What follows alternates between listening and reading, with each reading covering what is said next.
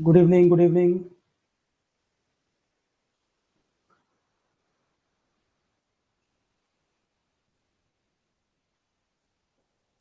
Good evening, all of you. Audio video सबको clear है?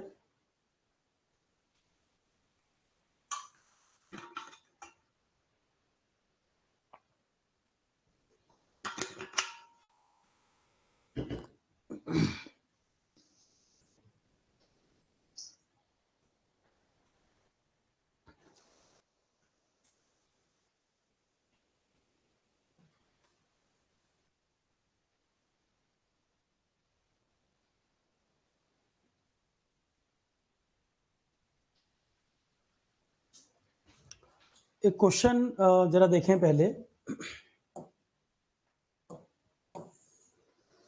देखो, एक क्वेश्चन है, green energy refer to one which does not harm the ecosystem of planet earth. और सभी renewable energy green energy होती है। इसमें से क्या स्टेटमेंट सही है, क्या गलत है? और क्या सेकंड वाला पहले वाले का एक्सप्लेनेशन है? स्टेटमेंट क्या सही है, क्या गलत, पहले ये बताएं। Good evening. Good evening. Engineering services 2018 का क्वेश्चन है ये, 2018 में पूछा गया।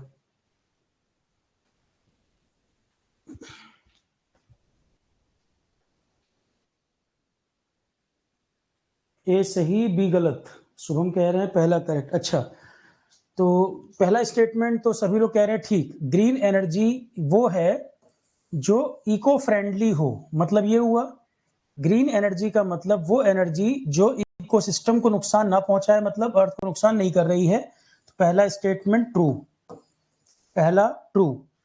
सभी रिन्यूएबल एनर्जी ग्रीन एनर्जी है। रिन्यूएबल शब्द का मतलब अलग होता है, ग्रीन एनर्जी शब्द का मतलब अलग है। रिन्यूएबल का मतलब ये है जो नेचर हमें कंटिन्यूअस सप्लाई दे रहा है। रिन्यूएबल एनर्जी वो है जहां हमें ये चिंता की बात नहीं है कि रिसोर्सेज खत्म होने वाले हैं। जैसे कोल है, कोल नॉन रिन्यूएबल है, लिमिटेड है, जल्दी ही वो खत्म हो जाएगा। पेट्रोलियम है, वो नॉन रिन्यूएबल है, जल्दी खत्म हो जाएगा। पर सोलर एनर्जी रिन्यूएबल है, कंटिन्यूअस सप्लाई मिलती रहेगी।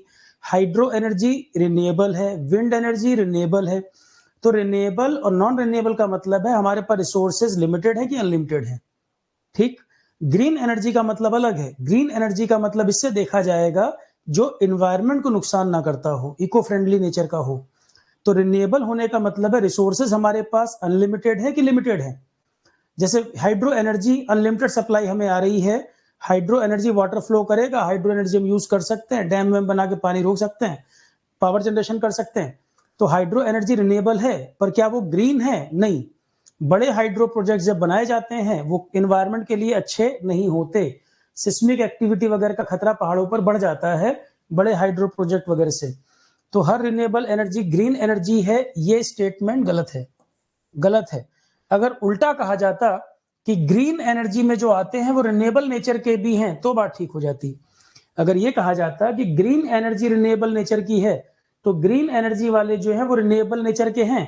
पर क्या सभी रिन्यूएबल ग्रीन है? नहीं। ग्रीन एनर्जी रिन्यूएबल नेचर की है, पर क्या रिन्यूएबल वाले सभी ग्रीन है? नो। उल्टा स्टेटमेंट ठीक होता, ये वाला सही नहीं था। तो पहला सही है, दूसरा गलत है। ठीक, पहला सही, दूसरा गलत। एक सेफ्टी का क्वेश्चन देखें। बिल्डिंग है, मान लो कहीं पर लिफ्ट है, स्टेयर केस है। इंडस्ट्री फैक्ट्री में भी हो सकता है कि लिफ्ट है जहां पर, अब जहां लॉबी में लिफ्ट लगाई जाती है उसके बगल में स्टेयर केस भी होता है कि अगर कोई इमरजेंसी सिचुएशन हो जाए, आग लग जाए, लिफ्ट काम करना बंद कर दे या अर्थक्वेक की स्थिति हो, तो स्टेयर केस को यूज करके निकल जाए लोग। जैसे मान लो स्मोक की स्थिति है, फायर लग जाए, आग लग जाए, धुआं भर जाए, तो वो एरिया खुला भी रखा जाता है। लिफ्ट स्टेयर केस वगैरह जहां देखते हो वो एरिया थोड़ा खुला भी रखा जाता है। तो उसको ध्यान में रख के इस क्वेश्चन का जवाब दें। सिक्योरिटी का क्वेश्चन है ये, सेफ्टी का क्वेश्चन है। Lift and external staircase are provided with access from the lobby area of each floor in multi-story block। बहुमंजिला इमारत है, उसके हर फ्लोर में लॉबी एरिया में ये लिफ्ट और स्टेयरकेस दोनों दिए जाएंगे। लॉबी से उसका एक्सेस होता है। External staircase must be accessible through 180 degree swing वाला डोर लगा होता है वहां पर। और दूसरा स्टेटमेंट कह रहा है such staircase should not be inadvertently subjected to spreading of smoke but must yet provide unhindered exit from the lobby of each floor.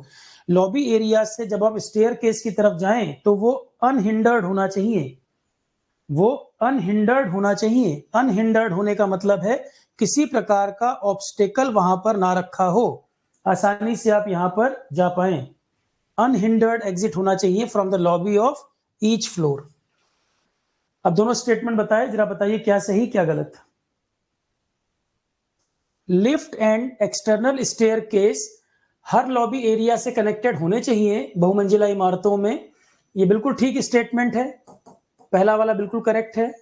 दूसरा वाला कह रहा है हर स्टेयरकेस जो सच ए स्टेयरकेस स्मोक वगैरह फैलने का जहां पर खतरा है, धुआं वगैरह भर सकता है, तो लॉबी से भाग कर निकल के आने का जो रास्ता है सीढ़ी तक, आप लॉबी से निकल के सीढ़ी तक आएंगे, वो जो रास्ता है अनहिंडर्ड होना चाहिए, किसी प्रकार का सामान टेबल रास्ते में कोई चीज ना रखी हो, वो खुला एरिया होना चाहिए, आसानी से वो आ पाए।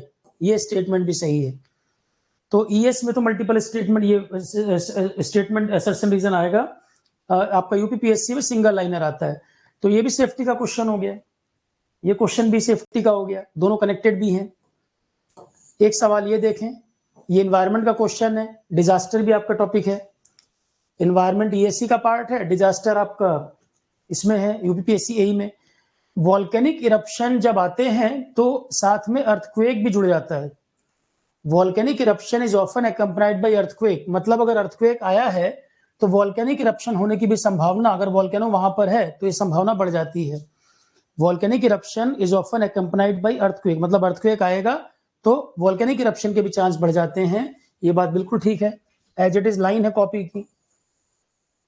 वॉल्केनो इरप्शन जब होता है उससे डस्ट पार्टिकल हवा में रिलीज होते हैं, बिल्कुल होते हैं, ये बात भी सही है, पर दोनों अलग अलग बात कह रहे हैं। मिलाकर अगर पढ़ेंगे तो यहाँ पे बिकॉज वर्ड लगाएं, वॉल्केनिक इरप्शन अर्थक्वेक आने के बाद आ जाते हैं क्योंकि वॉल्केनो से डस्ट पार्टिकल रिलीज होता है, गलत। ये अलग बात कह रहा है, ये अलग बात कह रहा है, दोनों इंडिविजुअली करेक्ट है। सेकंड वाला फर्स्ट वाले का रीजन नहीं है, दोनों बातें सही हैं पर दोनों अलग अलग स्टेटमेंट सही हैं। क्लियर है?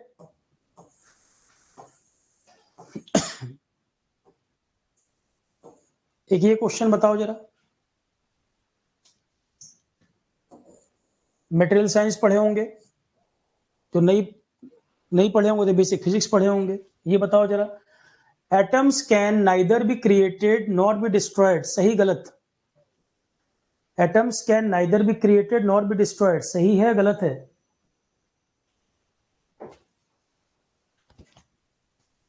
एटम्स क्रिएट भी नहीं किया जा सकता, डिस्ट्रॉय भी नहीं किया जा सकता।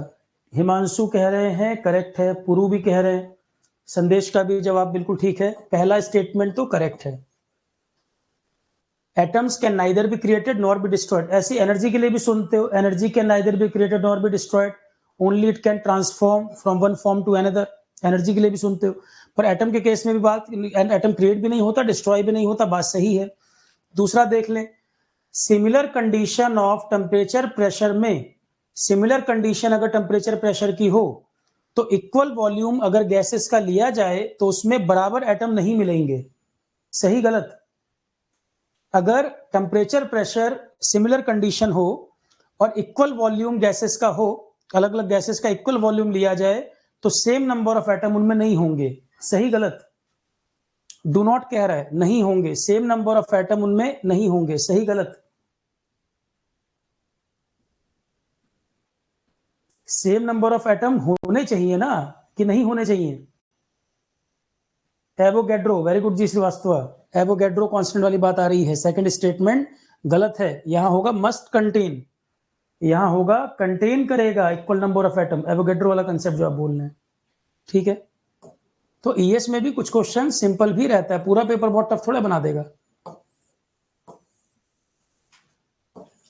और भी देख सकते हैं क्वेश्चन, और भी हैं इसमें।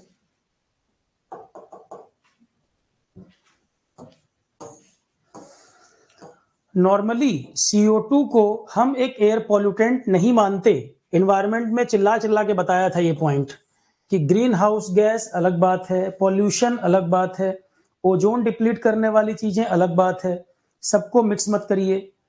ओजोन का कंसेप्ट अलग है, ग्रीन हाउस गैस अलग है, पॉल्यूशन वाला अलग है। कुछ ग्रीन हाउस गैस पॉल्यूशन भी कर सकती हैं, कुछ गैसें कॉमन है तीनों कर सकती हैं, पर ये गैस टू गैस के नेचर पर डिपेंड करता है। हर ग्रीन हाउस गैस पॉल्यूशन करेगी ये बात सही नहीं है, बताया था मैंने। CO2 एक मेजर ग्रीन हाउस गैस है। ग्रीन हाउस गैस का मतलब वो है जो हीट ट्रैपिंग का काम करती हैं।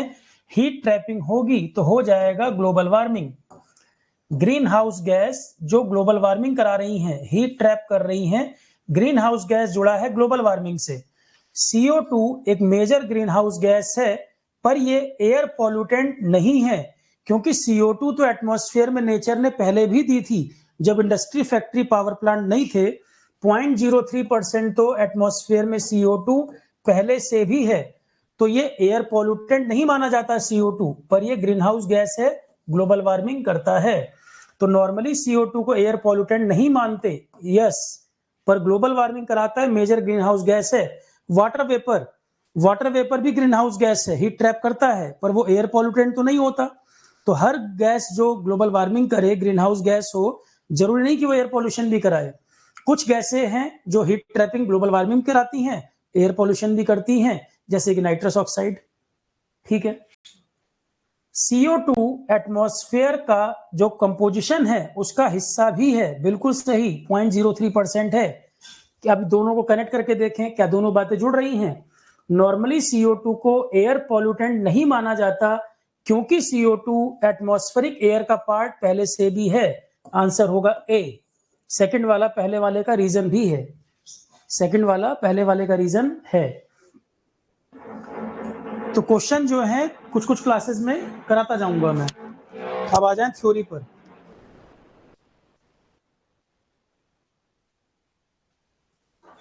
एक क्वेश्चन और देख लें।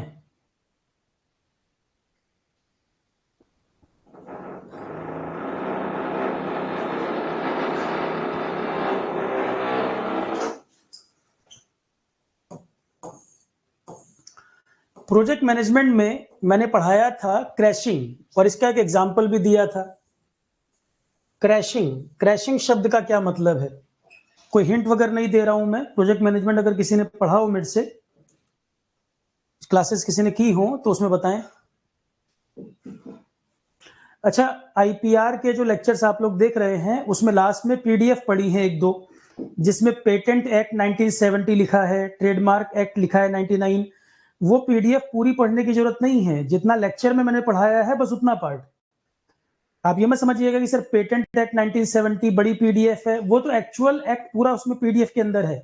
आपको नहीं पढ़ना, वो जो लेक्चर में जितना कराया है सिलेक्टेड पार्ट उतना देख सकते हैं। मैं फिर रिपीट करता हूं, IPR के लास्ट लेक्चर में मैंने कुछ पेटेंट एक्ट के सेक्शन वगैरह बताए हैं, ट्रेडमार्क एक्ट वगैरह के।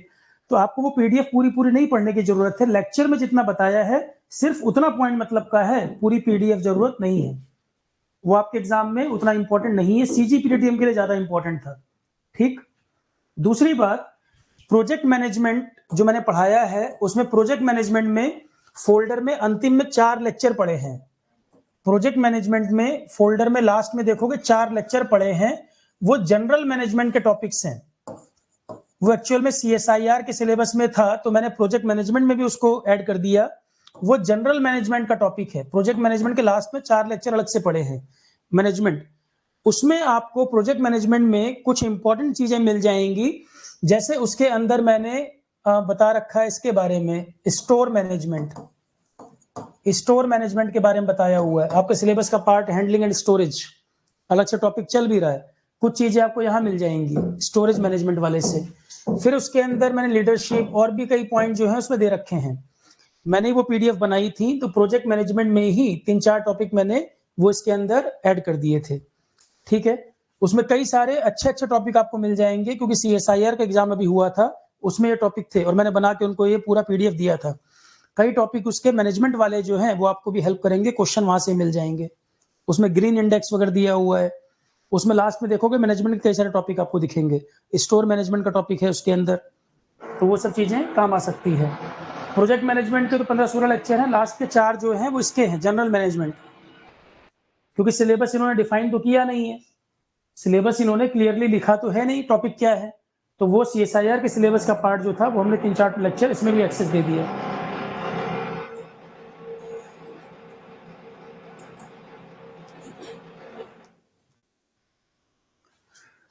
देखो अब एक सवाल आता है क्रैशिंग।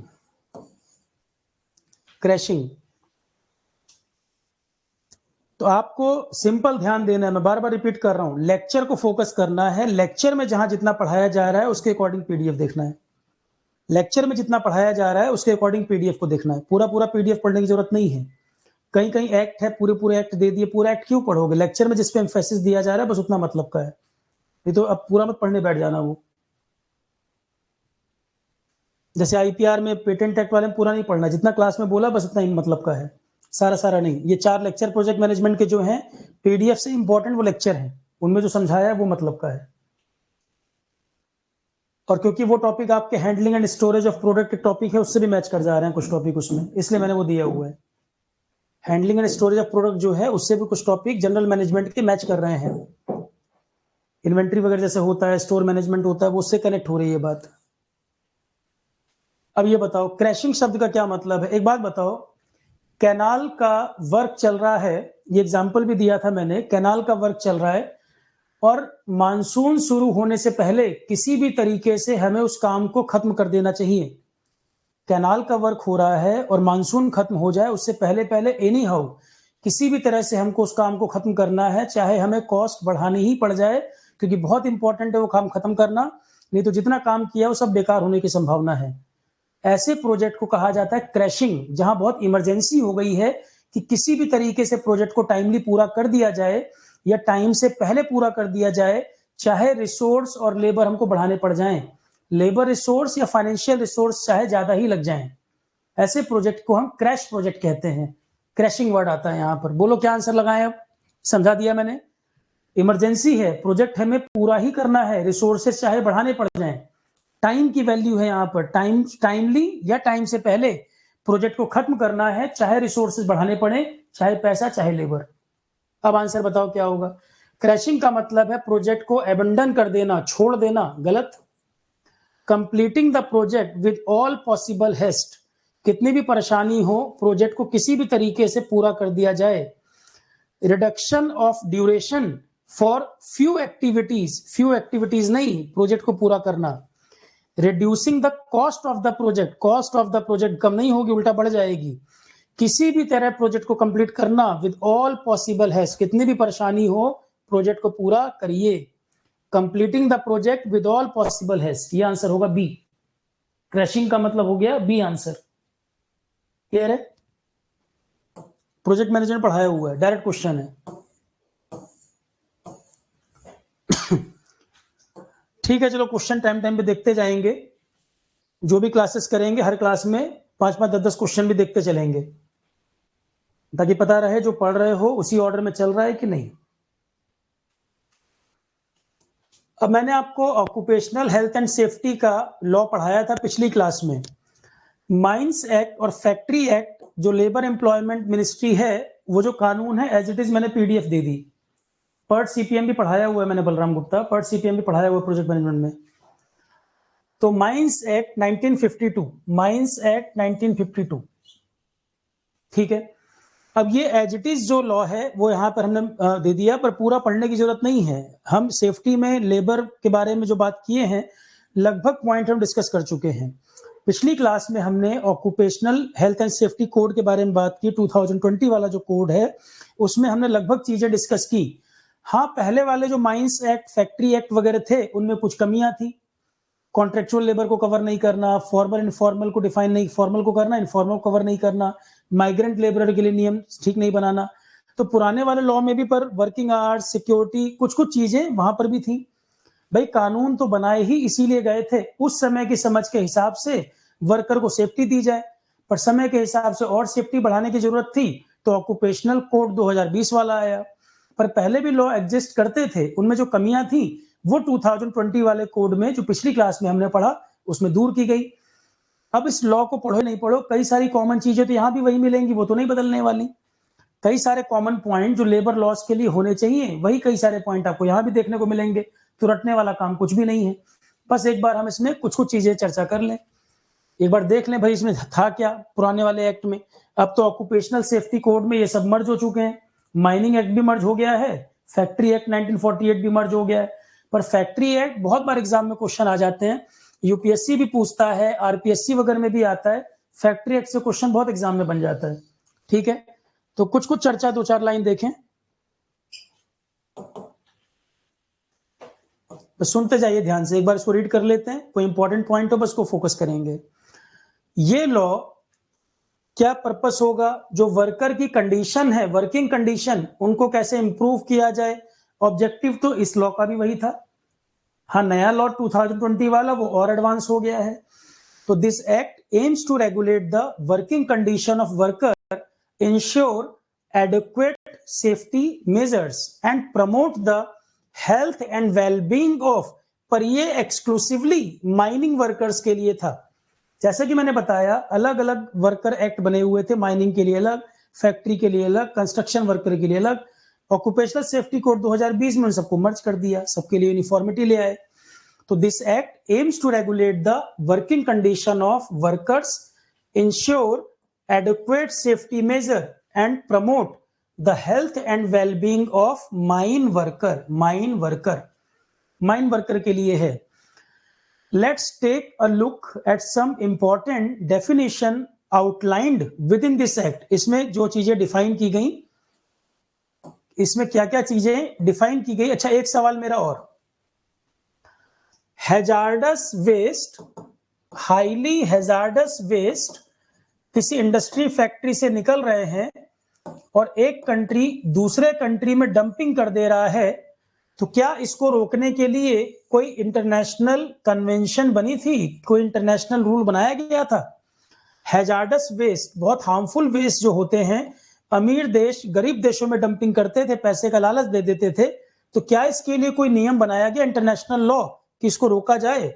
मतलब trans boundary movement of hazardous waste को रोकने के लिए, trans boundary movement of hazardous waste, ये भी सेफ्टी का मसला है। Trans boundary movement of hazardous waste, क्या इसको रोकने के लिए कोई इंटरनेशनल लॉ है। Trans boundary movement of hazardous waste, इसको स्टॉप करने के लिए, इसको कंट्रोल करने के लिए, रोकने के लिए क्या कोई लॉ है। वेरी गुड विकास, बेसल कन्वेंशन। इसीलिए मैंने कहा था एनवायरमेंट अगर एक बार पूरा पढ़ लोगे वो बहुत सारे एरिया को कवर करेगा। बेसल कन्वेंशन है, स्विट्जरलैंड में साइन हुई थी, बेसल कन्वेंशन 1990 के पहले, 1989 के आसपास। तो बेसल कन्वेंशन स्विट्जरलैंड में साइन हुई थी। बहुत हार्मफुल वेस्ट अगर एक कंट्री से दूसरे कंट्री में मूवमेंट कर रहे हैं, उसको रोकने के लिए,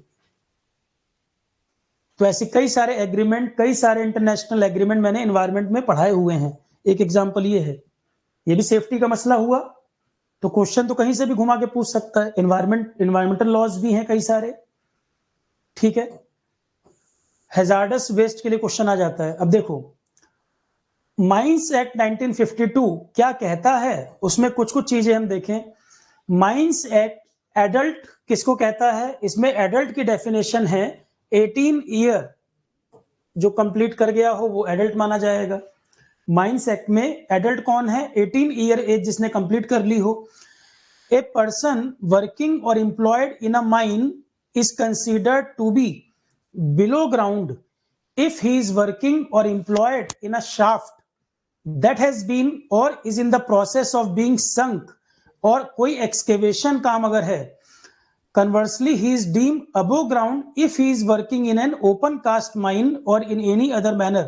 मतलब यहां पर जो लेबरर भी होती है माइन में, उसको दो कैटेगरी में बांट दिया जाता है, बिलो ग्राउंड, अबो ग्राउंड, क्योंकि मैन पावर दोनों जगह लगी होती है, बिलो ग्राउंड, अबो ग्राउंड।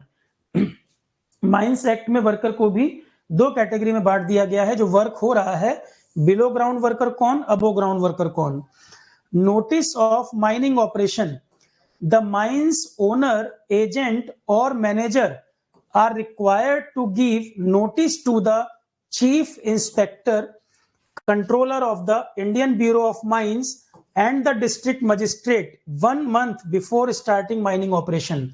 तो माइनिंग ऑपरेशन शुरू करने के 1 महीना पहले जो उस माइन का ओनर या मैनेजर जिसकी ड्यूटी है, जो उस माइन को ओन कर रहे हैं या मैनेज कर रहे हैं, उनको 1 महीने पहले जानकारी देनी होगी कि हम इस मंथ में माइनिंग ऑपरेशन शुरू करने जा रहे हैं। जैसे बारिश का समय होता है, बारिश के समय माइनिंग ऑपरेशन बंद हो जाते हैं, तो माइनिंग जब शुरू होगी 1 महीना पहले आपको इन्फॉर्म करना। या कोई नई माइन मान लो मिली, टेंडरिंग होती है, कोल ओल की जो माइन्स हैं अब वो भी टेंडर पास होते हैं, तो टेंडर पास वगैरह होकर अलॉट होता है, तो जब भी काम शुरू होगा, चाहे बारिश के बाद, चाहे कोई नया अलॉटमेंट है, तो 1 महीना पहले इन्फॉर्म करना होगा chief inspector, Indian controller, Indian bureau of mines और डिस्ट्रिक्ट मजिस्ट्रेट को माइनिंग ऑपरेशन शुरू करने के 1 महीना पहले। मैनेजर जो होंगे, 17 नंबर में लिखा है सेक्शन। अब आपको यहाँ सेक्शन नंबर नहीं याद करने हैं कि किस सेक्शन नंबर में नोटिस ऑफ ये लिखा है, किस सेक्शन में 17 मैनेजर लिखा है, सेक्शन नंबर वगैरह नहीं पढ़ने, बस इन जनरल एक बार माइंस एक्ट पुराना वाला क्या क्या चीजें कवर करता था। ऐसे ही पेटेंट एक्ट वगैरह में आप लोगों को नंबर नहीं याद रखना है। सीजीपीडीटीएम वालों के लिए वो बहुत इंपॉर्टेंट टॉपिक है, सेक्शन वगैरह मतलब के थे, आप सेक्शन नंबर नहीं, बस इंफॉर्मेशन जनरल पता रहे। ध्यान रखिएगा, आईपीआर वगैरह बहुत टफ मत बनाना। लास्ट लेक्चर में सेक्शन वगैरह मैंने बताए थे। सीजीपीडीटीएम पेटेंट एग्जाम जो था उनको सेक्शन याद करने थे, आपको सेक्शन नंबर याद नहीं करना और एक्ट की पूरी पीडीएफ नहीं पढ़नी है।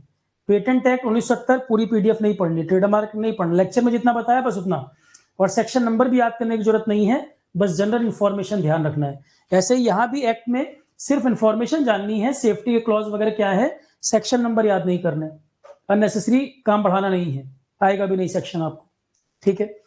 Manager, every mine must have a sole manager with specified qualification.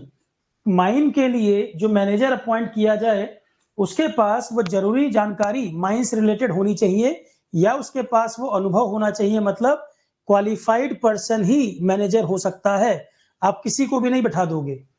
क्या लिखा हुआ, जो स्किल्ड पर्सन है, एक्सपीरियंस्ड क्वालिफाइड पर्सन है, वही माइन का मैनेजर अपॉइंट हो सकता है। ड्यूटीज एंड रिस्पॉन्सिबिलिटीज इन लोगों की क्या क्या होंगी वो यहां पर मेंशन है। इनकी ड्यूटीज क्या होंगी, ओनर की, एजेंट की, मैनेजर की। The owner and agent of every mine are responsible for ensuring compliance. जो यहां पर ओनर है, एजेंट है या मैनेजर है, उनकी जिम्मेदारी है जो लॉ में बातें लिखी गई हैं, कंप्लायंसेस जो हैं, रूल रेगुलेशन है, उनको फॉलो कराना। अगर इनका वायलेशन होगा तो इन्हीं की जिम्मेदारी मानी जाएगी। ये ड्यूटीज और रिस्पॉन्सिबिलिटी ओनर, एजेंट और मैनेजर की ही जिम्मेदारी है। जो कंप्लायंसेस बने हैं, जो नियम कायदे बने हैं, उनको लागू कराएं। लेबर के लिए जो नियम बने हैं या माइंस एक्ट के जो नियम बने हैं, कब काम होना है, कितने वर्किंग आवर होने हैं, पेमेंट क्या होगा, जो कुछ नियम बने हैं वो सारे फॉलो कराना इनकी जिम्मेदारी है। नहीं तो इन पर एक्शन होगा अगर वायलेशन माना जाएगा तो। वायलेशन अगर हो गया तो कार्रवाई इन पर होगी।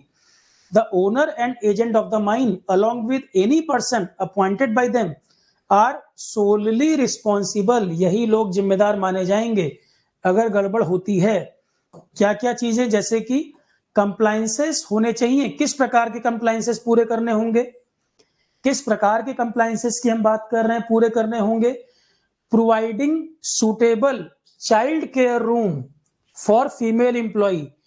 कोयला खदान या कोई माइन में अगर कोई विमेन काम कर रही है तो उसके बच्चे के लिए भी चाइल्ड केयर रूम आसपास में वहां होना चाहिए, जरूरी है वो। तो providing suitable child care room, अगर फीमेल कोई वर्कर वहां काम कर रही है जिसका बच्चा 6 साल से कम उम्र का है, क्योंकि उसको मदर की केयर की जरूरत पड़ेगी, तो चाइल्ड केयर रूम होना चाहिए। स्टैंडर्ड्स जो बने हैं फॉलो करने पड़ेंगे। Maintaining bathing facility, bath facility भी होना चाहिए, डस्ट वगैरह बहुत उड़ती है यहाँ पर। लॉकर रूम भी होना चाहिए अपना सामान वगैरह रखने के लिए, मेल फीमेल दोनों के लिए सेपरेट फैसिलिटीज होनी चाहिए। नियम इतने बने हुए हैं, फॉलो कोई करता नहीं है। बड़ी कंपनीज हैं फिर भी फॉलो करेंगी, छोटी मोटी कंपनी फॉलो ही नहीं करेगी। तो डस्ट वगैरह बहुत उड़ती है, क्लीनिंग के लिए वॉशरूम होने चाहिए, लॉकर रूम होने चाहिए, मेल फीमेल के लिए सेपरेट। कैंटीन भी होनी चाहिए, अगर 250 से ज्यादा एम्प्लॉय काम कर रहे हैं तो कैंटीन भी जरूरी है। 250 या उससे ज्यादा एम्प्लॉय अगर काम कर रहे हैं तो कैंटीन भी होनी चाहिए।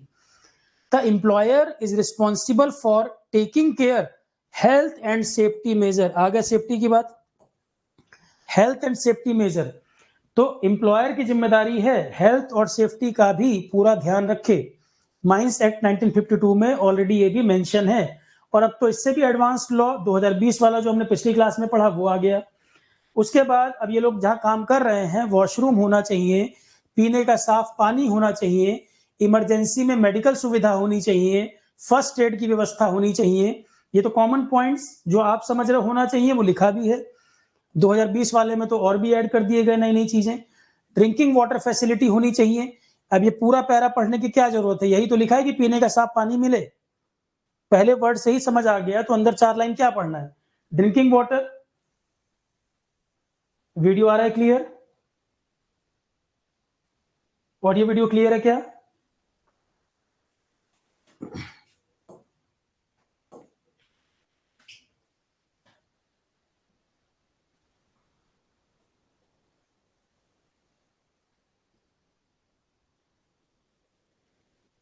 ओके, तो ड्रिंकिंग वाटर सुविधा होनी चाहिए। दूसरा क्या, कंजर्वेंसी। तो हमें खाली इस हेडिंग से ही पता लग जा रहा है कहना क्या चाह रहे हैं। अब कंजर्वेंसी का क्या मतलब था नहीं क्लियर हुआ, तब हम अंदर पढ़े। कंजर्वेंसी मतलब each mine must have enough separate and conveniently located latrine and urinal for male female, मतलब वही टॉयलेट वगैरह की व्यवस्था होनी चाहिए। दिस फैसिलिटी मस्ट बी, इनमें प्रॉपर लाइट भी होनी चाहिए, वेंटिलेशन भी होना चाहिए, साफ सुथरे होने चाहिए, नहीं तो इन्फेक्शन से कई बीमारियां हो सकती हैं। कंजर्वेंसी शब्द का मतलब हो गया सेपरेट वॉशरूम मेल फीमेल के लिए होने चाहिए।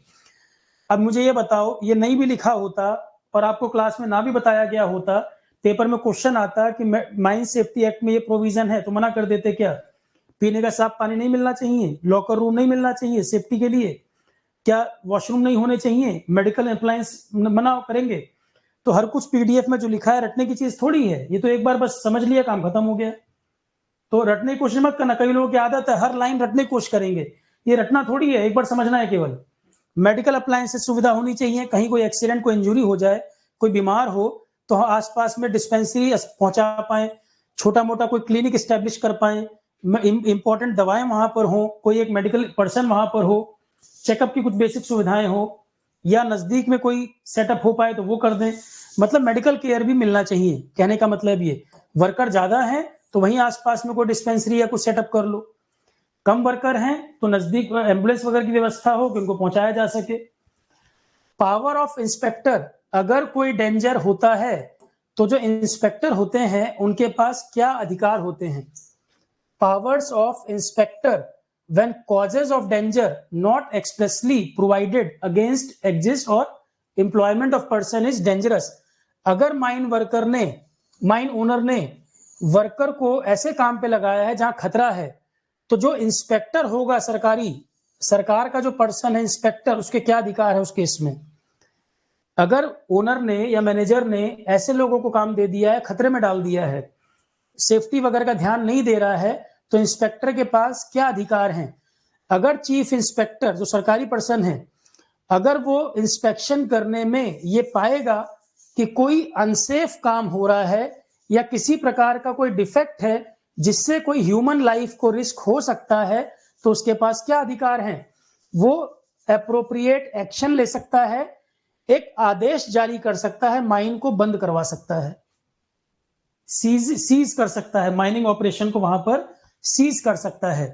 तो अगर कंप्लायंसेस फॉलो नहीं होते और एम्प्लॉयर जो है एम्प्लॉय की सेफ्टी से खिलवाड़ कर रहा है, तो जो इंस्पेक्टर होगा उसके पास अधिकार है कि अगर वो जांच में ये पाता है कि ऐसा कुछ हो रहा है तो सीज करने तक का भी अधिकार उसके पास है, पेनल्टी लगाना, सीज करना, ये सब अधिकार उसके पास है।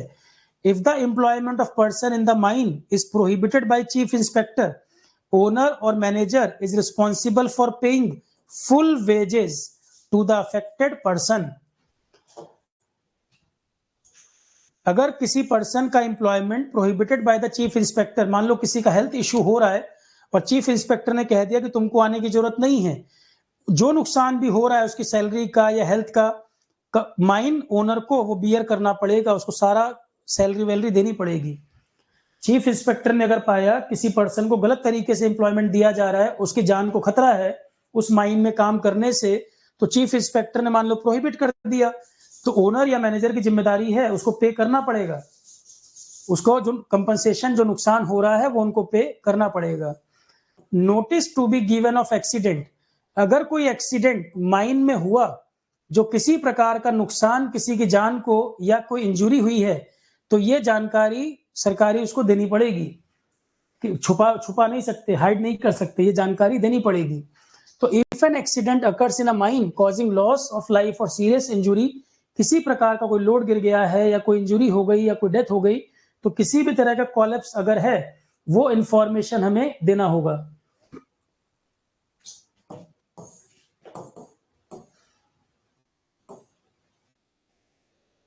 और नोटिस बोर्ड पे भी डिस्प्ले होगा, ये नोटिस बोर्ड पे भी लगाना होगा। तो द माइन ओनर, एजेंट और मैनेजर, इनकी जिम्मेदारी है अथॉरिटी को इस घटना के बारे में जानकारी दें 24 आवर्स के अंदर। अगर कोई एक्सीडेंट हो रहा है, कोई खतरा किसी प्रकार का हुआ है, विद इन 24 आवर्स अथॉरिटी को इसके बारे में जानकारी देनी होगी, और नोटिस बोर्ड पर भी उनको लगाना होगा उस घटना के बारे में, एक नोटिस भी लगाना होगा कि ऐसा कुछ हुआ है। और एक्सीडेंट होने के बाद agent must record it in a resistor, register में उसका ब्यौरा भी लिखना होगा, और एक कॉपी इंस्पेक्टर को भेजेंगे, मतलब उसका डाटा भी मेंशन करना होगा, डिटेल मेंशन करनी होगी, मतलब हाइड नहीं कर सकते आप। Notice of certain disease, mine worker को कुछ प्रकार की बीमारियों का खतरा होता है, जैसे मैंने कोल फील्ड वर्कर के लिए बताया था न्यूमोकॉनियोसिस, आयरन फैक्ट्री इंडस्ट्री के लिए, आयरन माइन के लिए बताया था मैंने सिड्रोसिस। तो ऑक्यूपेशनल डिजीज किस माइन, किस इंडस्ट्री से रिलेटेड कौन सी होती है, अब यहाँ माइन एक्ट की बात हो रही है, तो ये जानकारी वर्कर को होनी चाहिए कि यहाँ पर काम करने से इस तरह की बीमारी का रिस्क होता है। तो नोटिस ऑफ सर्टेन डिजीज, अगर कोई व्यक्ति को माइन में रोजगार दिया गया है, is affected by a disease listed by the central government, central government के गैजेट में अगर लिस्ट में आती है बीमारी, तो mine owner, manager, agent required to notify the same to the chief inspector. अगर आप किसी को रोजगार दे रहे हैं और उसको कोई प्री एग्जिस्टिंग डिजीज है तो भी जानकारी देनी होगी, या प्रिवेंटिव तौर पर जिस प्रकार के खतरे होते हैं उसके बारे में भी जागरूक करना होता है, दोनों चीजें हैं। वीकली ऑफ देना होगा, वीकली छुट्टी चाहिए, rest day. Compensatory days of rest, if worker are not given their weekly off, अगर वीकली छुट्टी आपने नहीं दी है, आप उससे काम ले रहे हैं, कंपनसेशन आपको पे करना होगा। ओवर वर्क नहीं करा सकते आप कि आप काम भी ले लें, छुट्टी भी खत्म कर दें और पैसा भी ना दें। तो वीकली डे ऑफ रेस्ट होना चाहिए। अगर आपने इमरजेंसी में काम करा भी लिया है तो उसका पेमेंट उसको मिलना चाहिए, एक्सप्लॉयटेशन ना करें, ठीक है। Providing them with a compensatory day, या फिर हफ्ते में किसी, या फिर उस मंथ में किसी और दिन छुट्टी दे दें, या तो आप उसको कंपनसेट करें पैसे से या कोई और दिन छुट्टी दे दें। आवर्स ऑफ वर्क डिफाइंड होने चाहिए, वर्किंग आवर जो है 48 आवर्स पर वीक से ऊपर नहीं होना चाहिए, 9 आवर्स पर डे से ऊपर नहीं होना चाहिए। नए वाले लॉ में क्या 8 आवर्स कह दिया, नए वाले में 8 आवर्स बोल दिया, पुराने माइंस एक्ट में था एक हफ्ते में 48 और पर डे 9 आवर्स। और मैक्सिमम आवर्स, अगर कोई वर्क आप बढ़ा रहे हो, पर डे वर्क अगर आप बढ़ाओगे तो आपको चीफ इंस्पेक्टर से अप्रूवल लेना होगा। Hours of week below ground, अब जो जमीन के ऊपर काम कर रहा है और जो जमीन के नीचे काम कर रहा है, दोनों की वर्क आवर्स बराबर नहीं हो सकते, क्योंकि दोनों की वर्क कंडीशन एक जैसी नहीं है। जमीन के ऊपर जो काम कर रहा है या जमीन के नीचे जो काम कर रहा है, दोनों के वर्क आवर्स बराबर नहीं हो सकते, दोनों की वर्किंग कंडीशन भी सेम नहीं है, वही लिखा है। जो जमीन के नीचे काम कर रहा है उसके लिए कंडीशन थोड़ी अलग होंगी, उसके लिए कुछ प्रोविजन भी अलग बनाए जाएंगे। ओवर टाइम कराएंगे तो एक्स्ट्रा वेजेस देंगे। अब ये सब अंदर डिटेल पढ़ने की जरूरत नहीं है, ये ऑलरेडी यहीं पर हेडलाइन से पता लग गया। ओवर टाइम कराएंगे तो एक्स्ट्रा वेजेस आपको पे करना है। Daily hours of work including over time, उस पर लिमिटेशन है, 24 घंटे काम नहीं ले सकते। ओवर टाइम भी कितना करा सकते हैं उसके भी नियम है, ओवर वर्क नहीं करा सकते। तो बस हेडलाइन देख लें, अंदर हमें जरूरत भी नहीं क्या लिखा है। Notice regarding hours of work, कामकाज कितना होगा, मतलब ये वर्क आवर्स वगैरह क्या होंगे इसके नियम, बार बार वही पॉइंट आ रहा है। 18 ईयर्स ऑफ एज के नीचे काम नहीं करा सकते माइन में। No person below the age of 18 can work in mines, 18 से नीचे वाले को आप काम नहीं करा सकते, कार्रवाई हो जाएगी इस पर।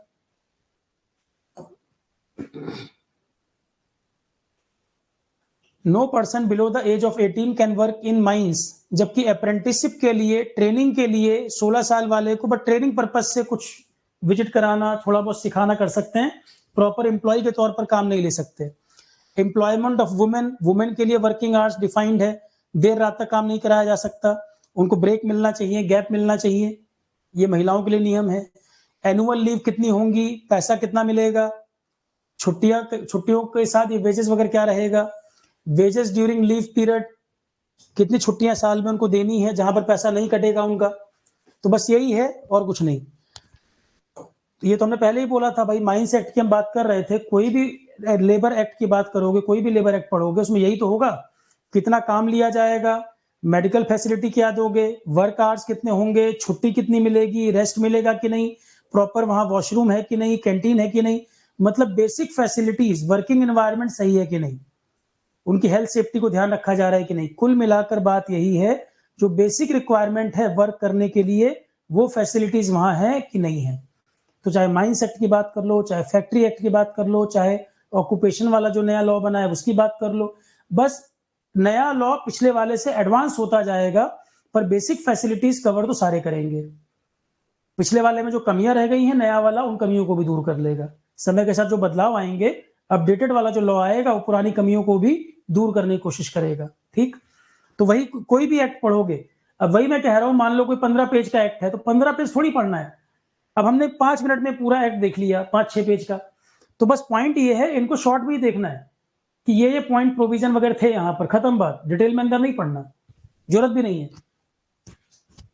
भाई आपका काम तो माइंस एक्ट 1952 से ही हो गया, पर अगर क्वेश्चन एक लाइन अंदर जाके बना भी ले तो हमें बेसिक आइडिया उसके बारे में है कि किस तरह की चीज थी।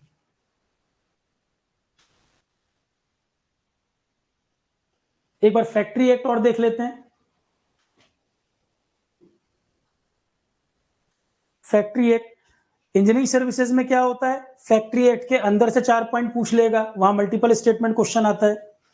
इंजीनियरिंग सर्विसेज वाले जो हैं उनसे पूछ लेगा फैक्ट्री एक्ट के अंदर के 4 पॉइंट कि कौन कौन से फैक्ट्री एक्ट के बारे में सही है, 1 2 3 2 3 4। यूपीपीएससी एई में सिंगल लाइनर क्वेश्चन आ जाएगा, factory act pass in which year, 1948। तो ईएस वालों के मतलब का थोड़ा क्वेश्चन देखो यही बदल जाता है। ऐसा नहीं है कि सब्जेक्ट जो है वो अलग अलग पढ़ना पड़ रहा है, क्वेश्चन का लेवल अंतर आ जाता है। ईएस वाले को ध्यान से अंदर भी देखना पड़ता है, यूपीपीएससी वाला ओवरव्यू से काम चला लेगा, इतना डिफरेंस है। अगर हम एथिक्स मोरल की बात कर रहे हैं, ईएससी वाले में अंदर से क्वेश्चन पूछ लेगा, यूपीपीएससी में ऊपर से पूछ लेगा। मैं साथ साथ आपको लेवल ही बता रहा हूं। जैसे पेटेंट एक्ट 1970, ईएससी में अंदर से क्वेश्चन आया, 4 कंडीशन बताइए, 1 2 3 2 3 4। आपसे पूछ लेगा पेटेंट एक्ट के बारे में, पेटेंट किन चीजों के लिए दिया जाता है, या पेटेंट की वैलिडिटी कितनी होती है, यूपीपीएससी में ये पूछ लेगा। इतना ही अंतर आता है, क्वेश्चन का लेवल बदल जाएगा बस। ठीक, पर टॉपिक दोनों में पढ़ना पड़ेगा, ऐसा नहीं कि टॉपिक छोड़ के काम चल जाएगा। तो फैक्ट्रीज एक्ट 1948, तो लोग कहते हैं ना कि ईएससी के लेवल का मत पढ़ लेना। अरे भाई ईएससी के लेवल का क्या मतलब है, फैक्ट्रीज एक्ट सिलेबस है तो है, ईएस वाले को थोड़ा ज्यादा कंसर्न होकर देखना है, अंदर भी यूपीपीएससी को ऊपर ऊपर देखना है। फैक्ट्री एक्ट 1948 वो पहला डिफाइन करता है कि फैक्ट्री शब्द का क्या मतलब है। पहले ही यहां फैक्ट्री को डिफाइन किया, मैन्युफैक्चरिंग प्रोसेस का क्या मतलब होता है, मैन्युफैक्चरिंग को डिफाइन किया। तो शुरू में बेसिक डेफिनेशंस दी हुई हैं कि फैक्ट्री एक्ट 1948 में जहां पर भी ये शब्द आएंगे उनका मतलब ये है।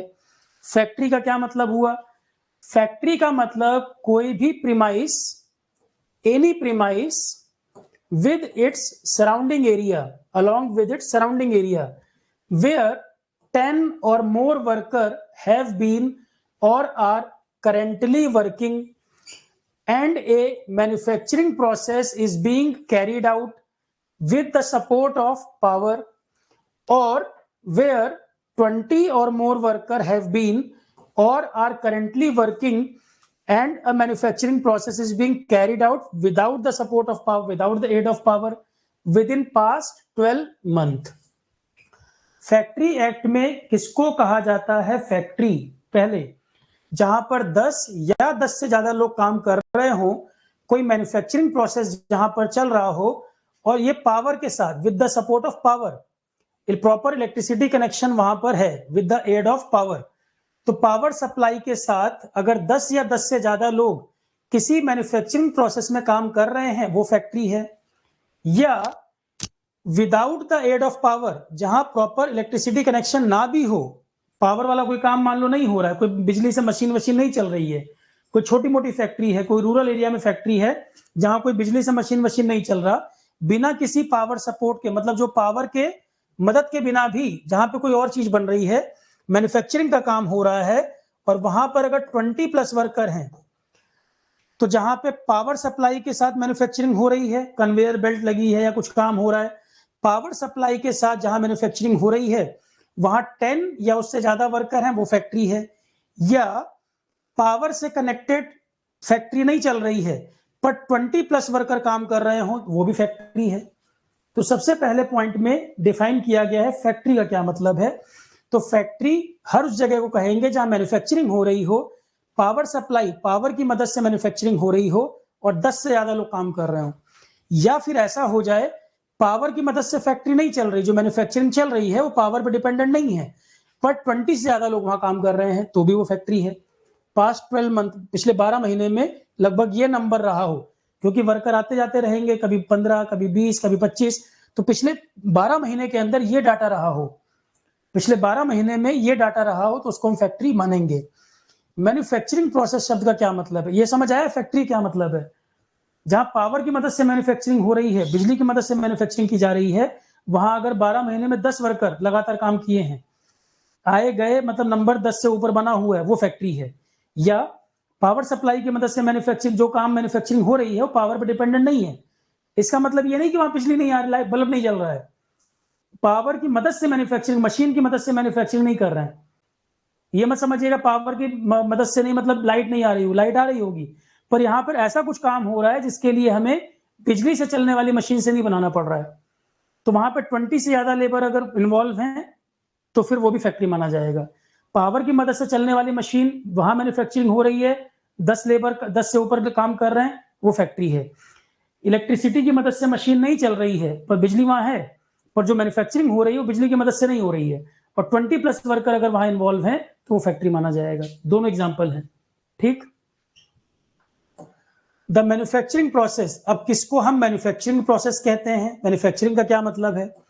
मैन्युफैक्चरिंग प्रोसेस का मतलब होता है कोई procedure, manufacturing process refers to any procedure involving the making, altering, आप कुछ बना रहे हो या किसी तरह का अल्टरेशन कर रहे हो, मतलब मॉडिफिकेशन कर रहे हो, या रिपेयरिंग का कुछ काम कर रहे हो, या फिनिशिंग का कुछ काम कर रहे हैं, ऑर्नामेंटिंग कर रहे हैं, फिनिशिंग कर रहे हैं, या पैकिंग कर रहे हैं, या ऑयलिंग, वॉशिंग, क्लीनिंग, ब्रेकिंग, इस तरह का कोई भी काम मैन्युफैक्चरिंग प्रोसेस, ये सब काम आ जाएंगे मैन्युफैक्चरिंग प्रोसेस में। मैन्युफैक्चरिंग प्रोसेस का अर्थ क्या होता है, कहीं पर भी जहां ये प्रोसीजर हो रहा है, कुछ बनाने का, कुछ मॉडिफाई करने का, कुछ रिपेयर करने का, और other treatment of an article or substance for purpose such as use, sale, transport, delivery, disposal. This also encompasses process such as pumping substance, oil, water, sewage, generating, transforming, transmitting power. ये manufacturing process एक बार read करना है, सारी चीजें manufacturing का part होता है।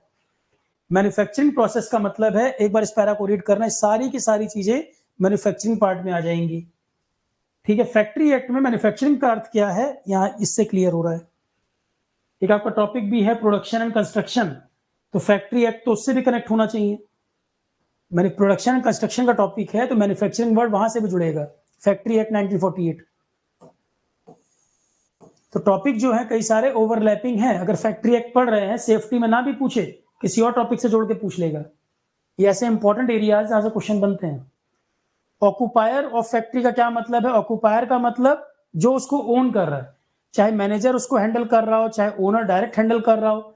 ऑक्यूपायर का मतलब है फैक्ट्री कंट्रोल जो कर रहा है उस समय, चाहे कोई डायरेक्टर आपने बिठा रखा है। ऑक्यूपायर ऑफ फैक्ट्री का मतलब क्या है, कहीं भी एक्ट में ऑक्यूपायर का जिक्र आएगा, ऑक्यूपायर का मतलब है जो फैक्ट्री में काम हो रहे हैं, जिसका कंट्रोल है उस पर, जिसके पास अल्टीमेट कंट्रोल है सारे काम का, वो ऑक्यूपायर कहलाएगा। वो ओनर भी हो सकता है, ओनर ने कोई मैनेजर अपॉइंट किया हो सकता है, कोई डायरेक्टर हो सकता है। तो ऑक्यूपायर ऑफ फैक्ट्री का मतलब जिसका कंट्रोल है, कंपनी के अफेयर्स पर जिसका कंट्रोल है उसको ऑक्यूपायर कहेंगे। एडोलेसेंट क्या होता है? एडल्ट होने से पहले की उम्र, एडल्ट होने से पहले की उम्र, इसको कहते हैं एडोलेसेंट।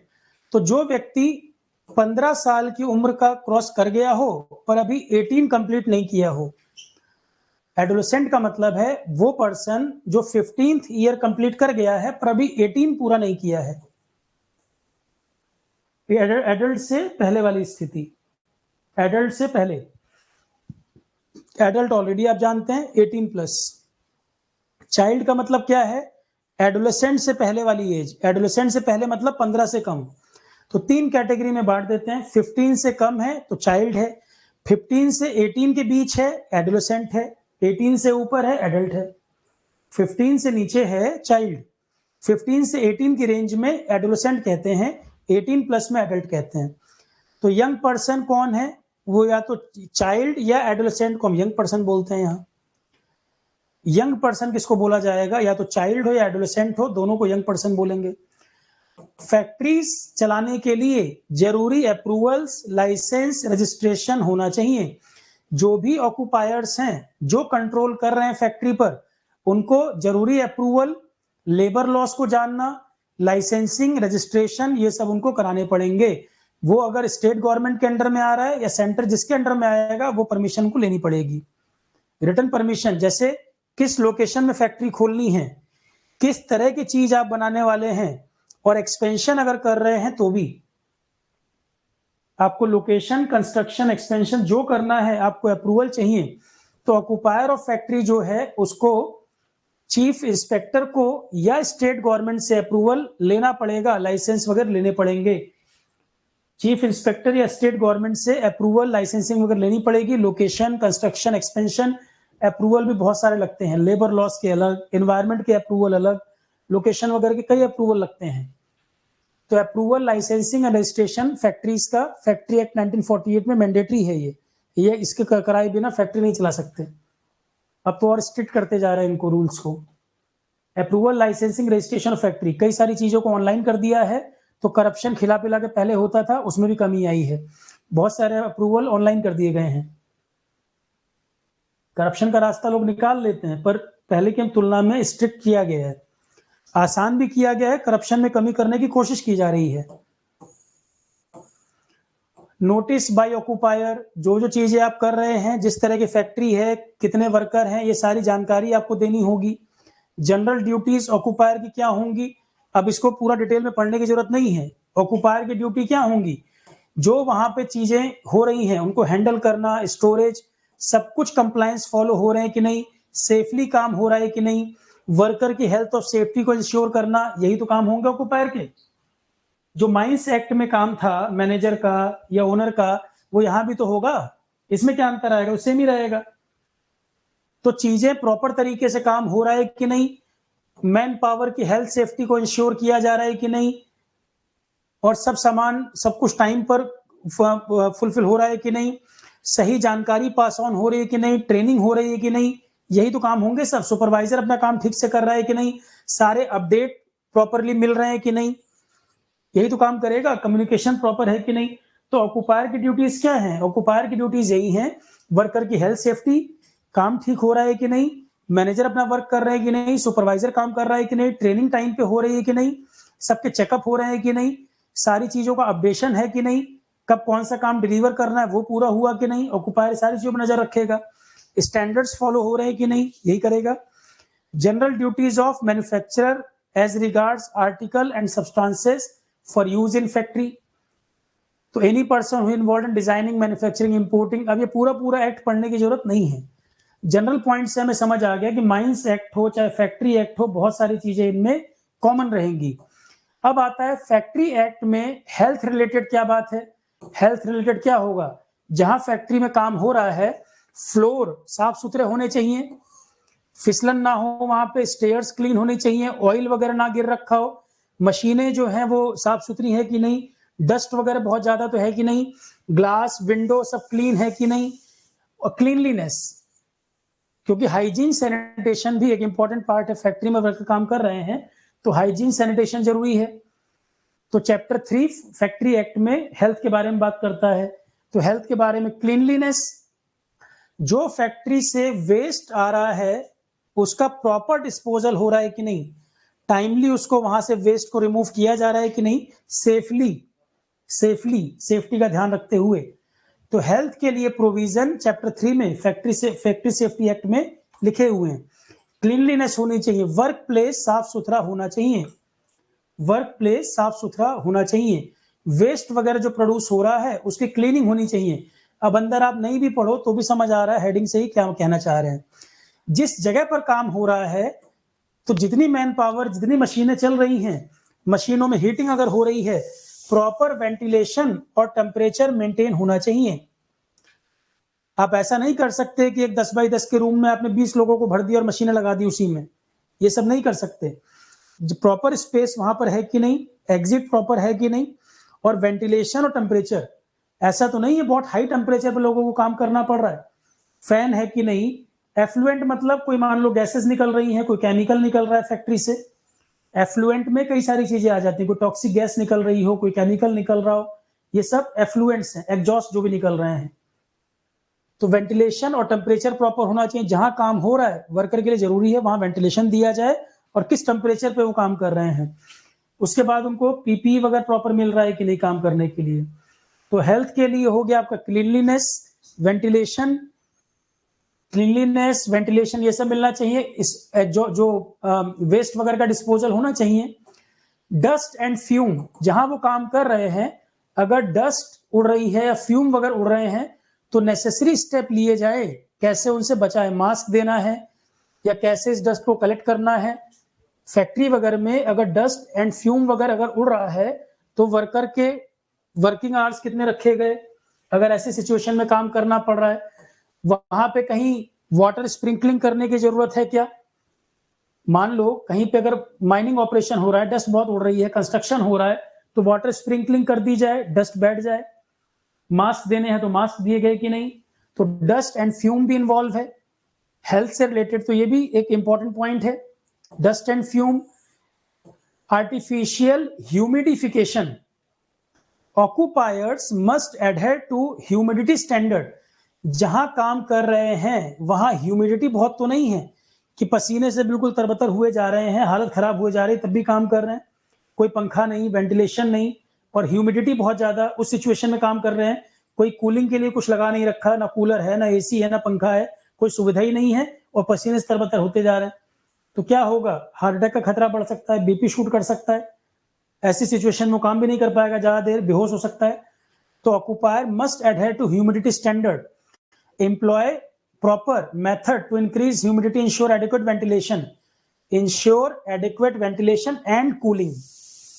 इसके लिए ध्यान रखा जाए किस टेम्परेचर पे काम करवा रहे हैं, इस बात को ध्यान रखा जाए।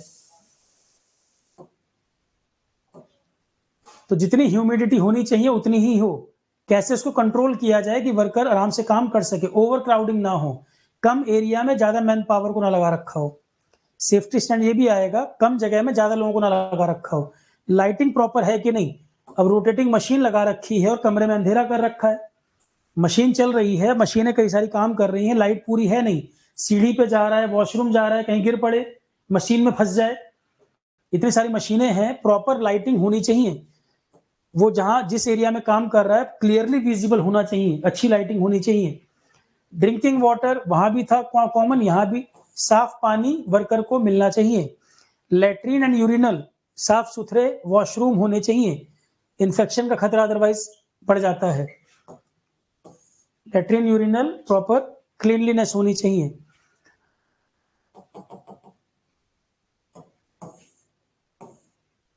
तो हाइजीन सैनिटेशन वगैरह जो है इनको मेंटेन किया जाए। चैप्टर 4 फिर क्लीनलीनेस में सेफ्टी, मशीनरी की फेंसिंग की जाए। फैक्ट्री सेफ्टी एक्ट में चैप्टर नंबर 4 मशीनरी की फेंसिंग की जाए, गार्डिंग की जाए। मशीन पे जहां पर रिस्क हो सकता है वहां पर गार्डिंग की जरूरत है, कोई फेंसिंग की जरूरत है, फेंसिंग की जाए कि कोई भी संपर्क में, कोई भी चलते फिरते संपर्क में ना आ जाए। वॉक ऑन और नियर मशीनरी इन मोशन, तो सेफ्टी में वही है, मशीन के आसपास जहां काम हो रहा है उस चीज को, कन्वेयर बेल्ट चल रही है या पुली कहीं लोड कैरी कर रहा है तो मशीन के आसपास जो काम हो रहे हैं उन पे ध्यान रखना, मशीन के आसपास जो काम हो रहे हैं उसकी सेफ्टी को ध्यान रखना। जैसे कोई लैडर है, कोई क्रेन है, कोई पुली है, कोई कन्वेयर बेल्ट चल रही है, उसके आसपास कोई रोटेटिंग मशीन है, वहां पर ध्यान देना। तो आप देख रहे हैं, बहुत डिटेल में नहीं जाना, बस हेडिंग से हमें पता लग जा रहा है क्या कह रहे हैं। Employment of young person on dangerous machine, मतलब अनट्रेन्ड मैन पावर खतरनाक मशीनों पर काम ना कर रही हो, जिस मैन पावर को स्किल नहीं हो वो डेंजरस मशीन पर उनको काम ना करने दिया जाए।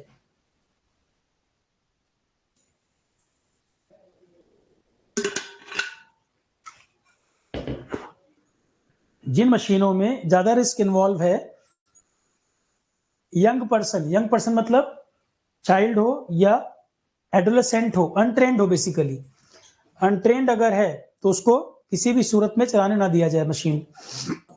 Striking gear end devices for cutting of power, every factory must have appropriate equipment to move driving belt between fast and loose pulley in the transmission machinery equipment। ये सब जरूरत नहीं है, छोड़ दो इसको, ये सब जरूरत नहीं है, बस काफी है।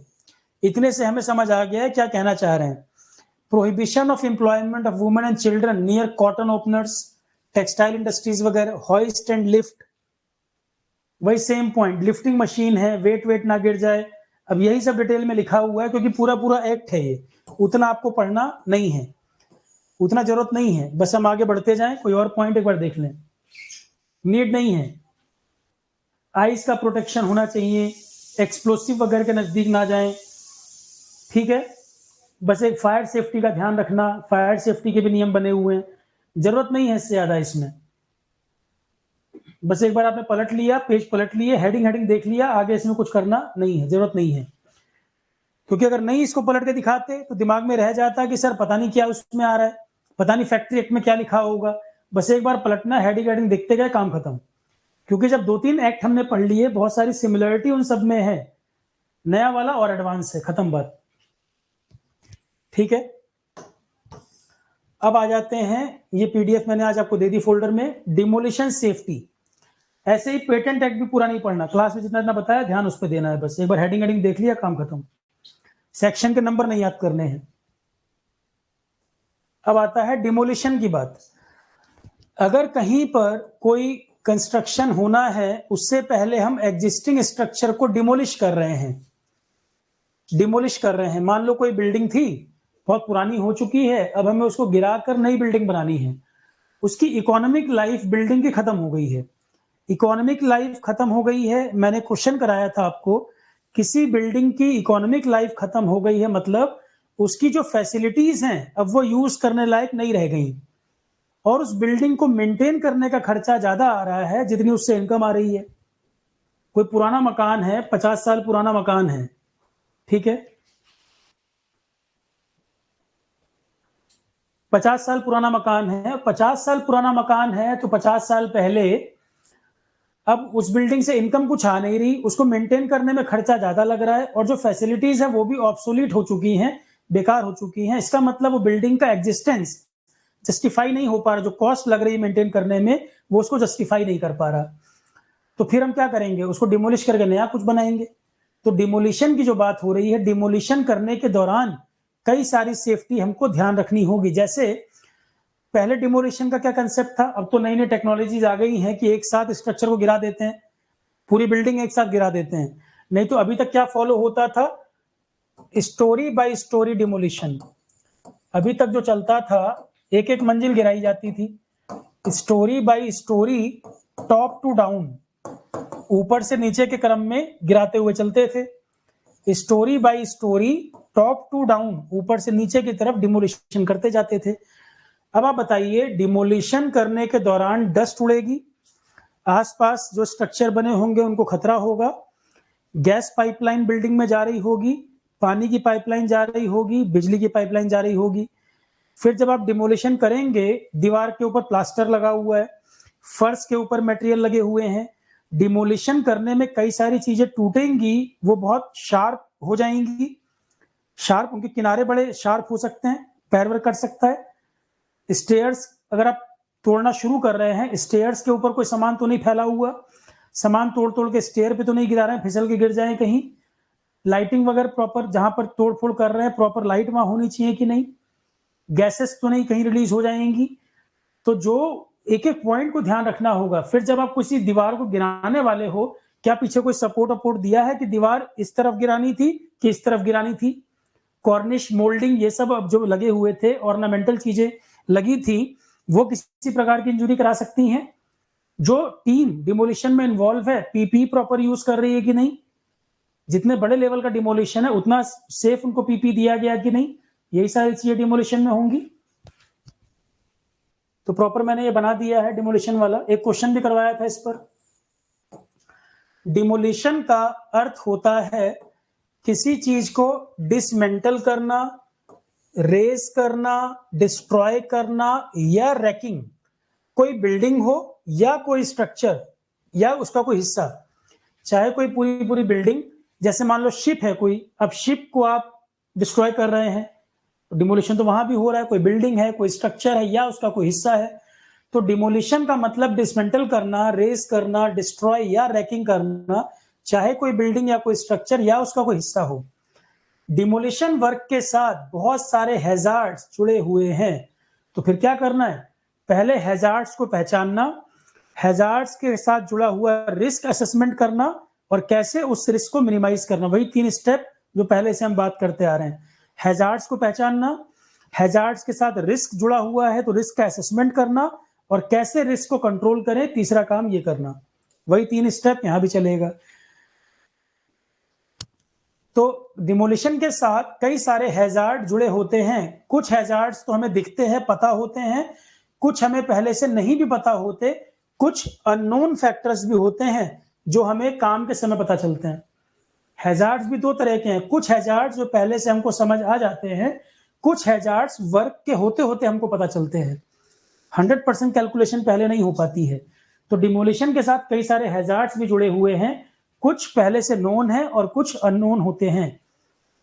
दीज में इंक्लूड क्या क्या hazards, changes from the structure design introduced during construction. तो कंस्ट्रक्शन करने के दौरान डिजाइन में किया गया कोई बदलाव, जैसे मान लो आजकल मकान कैसे बनते हैं, नक्शा पास कराते हैं तब मकान बनता है ना। नक्शा पास कराएंगे तब मकान बनेगा। आपने नक्शा पास कराया और उस नक्शे के हिसाब से पूरे मकान में थोड़ा सा चेंज भी कर दिया। नक्शा पास करवाया कुछ और एक्चुअल स्ट्रक्चर जो बनाया उसमें आपने कुछ बदलाव कर दिया, मॉडिफिकेशन कर दिया, तो डिमोलिशन में वो प्रॉब्लम क्रिएट करेगा। नक्शा बनाए कुछ, अंदर आपने कुछ और चीजें बना दी हैं, मॉडिफिकेशन कर दिए हैं, तो सही स्ट्रक्चर जो था उसमें आपने कुछ चेंजेस कर दिए। एक हैजार्ड तो ये भी है, changes from the structure design, construction के दौरान आपने नक्शे से हटकर भी कुछ काम कर दिया है। अप्रूव्ड या अनअप्रूव्ड मॉडिफिकेशन, और जो चेंजेस किए आपने उसमें अप्रूवल भी नहीं लिया। मान लो जो आपने ओरिजिनल डिजाइन में बदलाव किए थे उस बिल्डिंग को बनाते समय आपने मॉडिफिकेशन कर दिए, अप्रूवल भी नहीं लिया, किसी को बताया भी नहीं। कई मटेरियल स्ट्रक्चर के अंदर छिपे होते हैं, ऊपर आपने प्लास्टर कर दिया, पेंट कर दिया, बिल्डिंग के बनने में अंदर क्या क्या मटेरियल यूज हुए हैं, कई हिडन चीजें होती हैं जो पहले से पता नहीं होती। किस स्ट्रेंथ की बिल्डिंग बनी है, स्टील जो लगा है वो कितने, क्या किस सेफ्टी को ध्यान में रखकर लगाया गया है, कि स्ट्रक्चर कितना मजबूत है, कई सारी चीजें चेक करनी पड़ेंगी। तो कई सारे हिडन मटेरियल भी होते हैं स्ट्रक्चर के अंदर जिनको जांच करनी पड़ेगी। लेड हो सकता है, एस्बेस्टस हो सकता है, सिलिका हो सकती है, कई प्रकार के कंस्ट्रक्शन मटेरियल यूज हो सकते हैं। कई ऐसे हैं जो हार्मफुल भी हैं, डिमोलिशन के दौरान वो दिक्कत करेंगे। तो कई सारे हिडन मटेरियल भी स्ट्रक्चर के अंदर हो सकते हैं, जैसे लेड, एस्बेस्टस, सिलिका और भी केमिकल या हैवी मेटल्स बॉडी के लिए बहुत खतरनाक। तो जो वर्कर वहां काम करेगी, टीम काम करेगी, उनके लिए किसी प्रकार की इंजुरी प्रॉब्लम हो सकती है, कोई रेस्पिरेटरी डिजीज, सांस की प्रॉब्लम हो जाए, तो मटेरियल को हैंडल करना भी पड़ेगा। अननोन स्ट्रेंथ और वीकनेस, जो स्ट्रक्चर बना हुआ है उसकी स्ट्रेंथ या वीकनेस का सही पता ना होना। तो हैजार्ड कई सारे तो विजिबल हैं, कई सारे इनविजिबल हैं। जैसे ओरिजिनल डिजाइन के हिसाब से आप कितना मॉडिफाई कर चुके थे स्ट्रक्चर को, ये अननोन हैजार्ड है। मटेरियल छुपा हुआ स्ट्रक्चर के अंदर, ये अननोन है। या इसकी वीकनेस या स्ट्रेंथ को पहले से पता होना, ये भी शुरू में नहीं पता था हैजार्ड, या hazard created by the demolition method, कौन सा डिमोलिशन मेथड हम यूज करेंगे उसके साथ कोई नई हैजार्ड भी सामने आ सकती है। हमारे डिमोलिशन के इस्तेमाल करने वाले तरीके पर जो डिमोलिशन मेथड हम यूज करेंगे उससे संबंधित कोई नई हैजार्ड भी आ सकती है जो पहले से हमने सोची भी नहीं थी। क्या डिमोलिशन स्टेप हम यूज करेंगे उससे जुड़ी हुई कोई हैजार्ड ऐसी भी आ सकती है जो पहले से हमको पता नहीं था। तो क्या प्लान हमको बनाकर चलना पड़ेगा, क्या प्लान हमको बनाकर चलना पड़ेगा? प्लान तो आपको मालूम है भाई, डिमोलिशन करेंगे तो जो गैस पाइपलाइन है, पानी की पाइपलाइन है, बिजली की पाइपलाइन है, अथॉरिटीज को इन्फॉर्म करना होगा, उनको पहले डिस्कनेक्ट करोगे। कहीं कोई आग वाग लगने का खतरा हो तो फायर सेफ्टी का ध्यान रखोगे, फायर सेफ्टी वाली टीम को भी इन्फॉर्म करेंगे, एम्बुलेंस भी एक रहेगी, किसी प्रकार का कोई एक्सीडेंट को इंजरी हो जाए तो एडिशनल मैन पावर होनी चाहिए। डिमोलिशन काम कहीं भी होगा, फायर सेफ्टी की टीम भी होनी चाहिए, मेडिकल टीम भी होनी चाहिए, अथॉरिटीज के लोग भी होने चाहिए। तो जो जो एक्सपर्ट्स हैं इनकी जरूरत पड़ेगी। ठीक, तो plan, proper planning is required to ensure a demolition operation. Demolition करने के पहले प्रॉपर प्लानिंग जरूरत है ताकि सेफ्टी को हम इंश्योर कर पाए कि कोई कैजुअलिटी ना हो सके। सबसे पहले an engineering survey completed by A expert person. जब हम वहां पर पहले सर्वे करें, जिसका डिमोलिशन करना है पहले एक्सपर्ट टीम सर्वे करे। अच्छा, कुछ लोग बार बार पूछ रहे हैं कौन से सब्जेक्ट चल रहे हैं, क्या होंगे। कल मैंने 1 घंटे सवा घंटे पूरा वीडियो डिस्कस किया था, हर बात बताई थी, फिर वही क्वेरी दोबारा पूछ रहे हो। मतलब कुछ लोग ये चाह रहे हैं कि क्वेरी का सिलेबस पूरा खत्म हो जाए, ये रह जाए। डेली मैं 4-5 वीडियो बना चुका हूं, रोज बता रहा हूं क्या सब्जेक्ट पहले करने हैं, कितने रनिंग है, कितने रिकॉर्डिंग है, एक एक पॉइंट बता चुका हूं, 4-4 वीडियो डाल चुका हूं मैं। पर वीडियो नहीं देखेंगे, रोज वही क्वेरी मैं सबको अलग अलग बताऊं यार, लगातार क्लास में डिस्टर्ब कर रहे हैं। टाइम टेबल वगैरह सब बताया हुआ है, वो वीडियो देखिए आप। और कहीं ये चर्चा चल रही फरवरी में पेपर होगा, उन सब चक्कर में मत पड़ो अफवाहों में, चुपचाप पढ़ाई करो। आरोहण सबसे आगे चल रहा है इस समय सिलेबस या बैच, बाकी जगह बैच अभी शुरू भी नहीं हुए, यहाँ पे काफी कंप्लीट कर चुके हैं। कल पूरा डिटेल में बताया था मैंने, पढ़ाई करो। एग्जाम कभी भी हो जाए सबसे आगे सिलेबस आरोहण का है। अब मेरे एंड से पीछे नहीं चल रहा है, आप कितना पढ़ रहे हैं उस पर ध्यान दीजिए। कई लोग मैं देख रहा हूँ रोज क्वेरी में उलझे पड़े हैं, सब बता रहा हूँ वीडियो में, तब भी टाइम पास कर रहे हैं। क्योंकि दिक्कत क्या है, कई लोग 50 जगह ट्रैक कर रहे हैं, यूट्यूब देख रहे हैं किसने क्या बताया, इतना टाइम बर्बाद कर रहे हैं। 50 टेलीग्राम ग्रुप में जुड़े हुए हैं और रोज यूट्यूब में 50 लोगों को फॉलो कर रहे हैं, और घूम फिर के खिचड़ी बन जा रही है, पढ़ नहीं पा रहे हैं बस। वो काफी लोग यही कर रहे हैं ना। यहाँ सिलेबस खत्म भी हो जाएगा, पूरा पढ़ा भी देंगे, क्वेश्चन भी कराएंगे, टेस्ट सीरीज भी अपने टाइम पर चल रही है। पर गलती आरोहण के एंड पे हो रही है कि आपके एंड पर हो रही है? सबसे आगे चल रहे हैं, टाइम का सबसे अच्छा बेनिफिट हमने लिया है, पर उस चीज को कई लोग फॉलो करेंगे, कई लोग उस बेनिफिट को लूज कर जाएंगे। तो ये क्वेश्चन मार्क अपने ऊपर है, अपने आप पे देखिए क्या कर रहे हैं आप। और जब जैसी 5-6 क्वेरी आती, समझ में आ जाता है कि यूट्यूब में किसी ने कुछ बताया, फिर वो मेरे से वेरीफाई करेंगे, फिर किसी टेलीग्राम ने कुछ बोला, फिर वेरीफाई करेंगे। सब छोड़कर पढ़ लो। 1000 की एक बात, पेपर देना है, पेपर कभी भी हो पेपर देना है। और आरोहण सबसे ऊपर चल रहा है बैच, 2 हफ्ते तो वैसे ही आगे हो, कितने सिलेबस हो गए। और क्यों मैंने सारे सब्जेक्ट लाइव नहीं कहे थे, अब आपको समझ आ रहा होगा। मैं शुरू से मान के चल रहा हूं पेपर मार्च अप्रैल, डे 1 से बोल रहा हूं कि मैं जब मैंने बैच शुरू किया 18 दिसंबर के आसपास, तो मैं पेपर को मार्च अप्रैल मान के चल रहा हूं स्टार्टिंग से। मैं वर्स्ट सिनेरियो मान के चलता हूं, आगे बढ़ जाए डेट तो अच्छी बात है, मैं शुरू से मार्च अप्रैल मान के चल रहा हूं। सारे के सारे लाइव करने जाओगे ना तो कोचिंग तो 10-10 घंटे पढ़ाई खत्म करा देगा, आप नहीं कर पाओगे। तो आरोहण तो पहले ही इतना स्टार्टिंग से चल रहा है, कई बच्चों के सब्जेक्ट कहीं नहीं पढ़ भी चुके हैं। अब जो लेट आ रहा है, लेट ज्वाइन कर रहा है, उसमें मैं जिम्मेदार थोड़ी हूं यार। इतना एडवांटेज मिल रहा है, उसको लूज मत करो, उसका और बेनिफिट लो, ठीक है। और ये टेलीग्राम ग्रुप को छोड़ के, यूट्यूब छोड़ के पढ़ो, बस मत डिस्ट्रैक्ट हो यहां वहां। हैंडलिंग एंड स्टोरेज आपका अगली 2 क्लास में कंप्लीट होने वाला, 2 लेक्चर आज भी ऐड हुए हैं। इंस्ट्रूमेंटेशन में भी आज लेक्चर ऐड हुआ है, वो भी खत्म हुआ। सेफ्टी आज ही खत्म हो जा रहा है। अब मुझे बताओ, types of machine maintenance, thermo, safety, handling and storage of product, instrumentation, ये 5 सब्जेक्ट तो आपके एक ये इसी वीक में कुछ खत्म हो गए, 2-3 दिन में कुछ खत्म हो जाएंगे। अगला टॉपिक शुरू करूंगा human disease in sanitation, 1 week के अंदर लगभग 7-8 दिन में वो भी खत्म हो जाएगा। एथिक्स ऑलरेडी कंप्लीट है, प्रोजेक्ट मैनेजमेंट ऑलरेडी कंप्लीट है, आईपीआर ऑलरेडी कंप्लीट है। तो 22 में से कम 16 टॉपिक के आसपास तुम्हारे डन है। और अगर पेपर 2 महीने में हो जाए तो 15-16 से ऊपर करके कोई इंजीनियरिंग एप्टीट्यूड जाएगा भी नहीं। उसके अलावा history complete, polity complete, geography complete. तो आप लेट कर रहे हैं कि मैं लेट कर रहा हूं? एनवायरमेंट जितना पढ़ाया है 4-5 टॉपिक कवर कर रहा है, एनवायरमेंट पूरा रेडी है। सबसे अच्छा बेनिफिट आरोहण को मिल रहा है, पर बस वही बात है कौन पढ़ रहा है, कौन टाइम वेस्ट कर रहा है। तो डिमोलिशन के लिए प्लान, डिमोलिशन के लिए प्लान। अभी तुम देखना बाकी जगह के नोट्स आना शुरू हो जाएंगे, तुम देखना इतना डिटेल में कोई पढ़ा रहा है? कहीं पर भी कोई टॉपिक चल रहा होगा, यार दोस्त आपके सब जगह पढ़ रहे होंगे।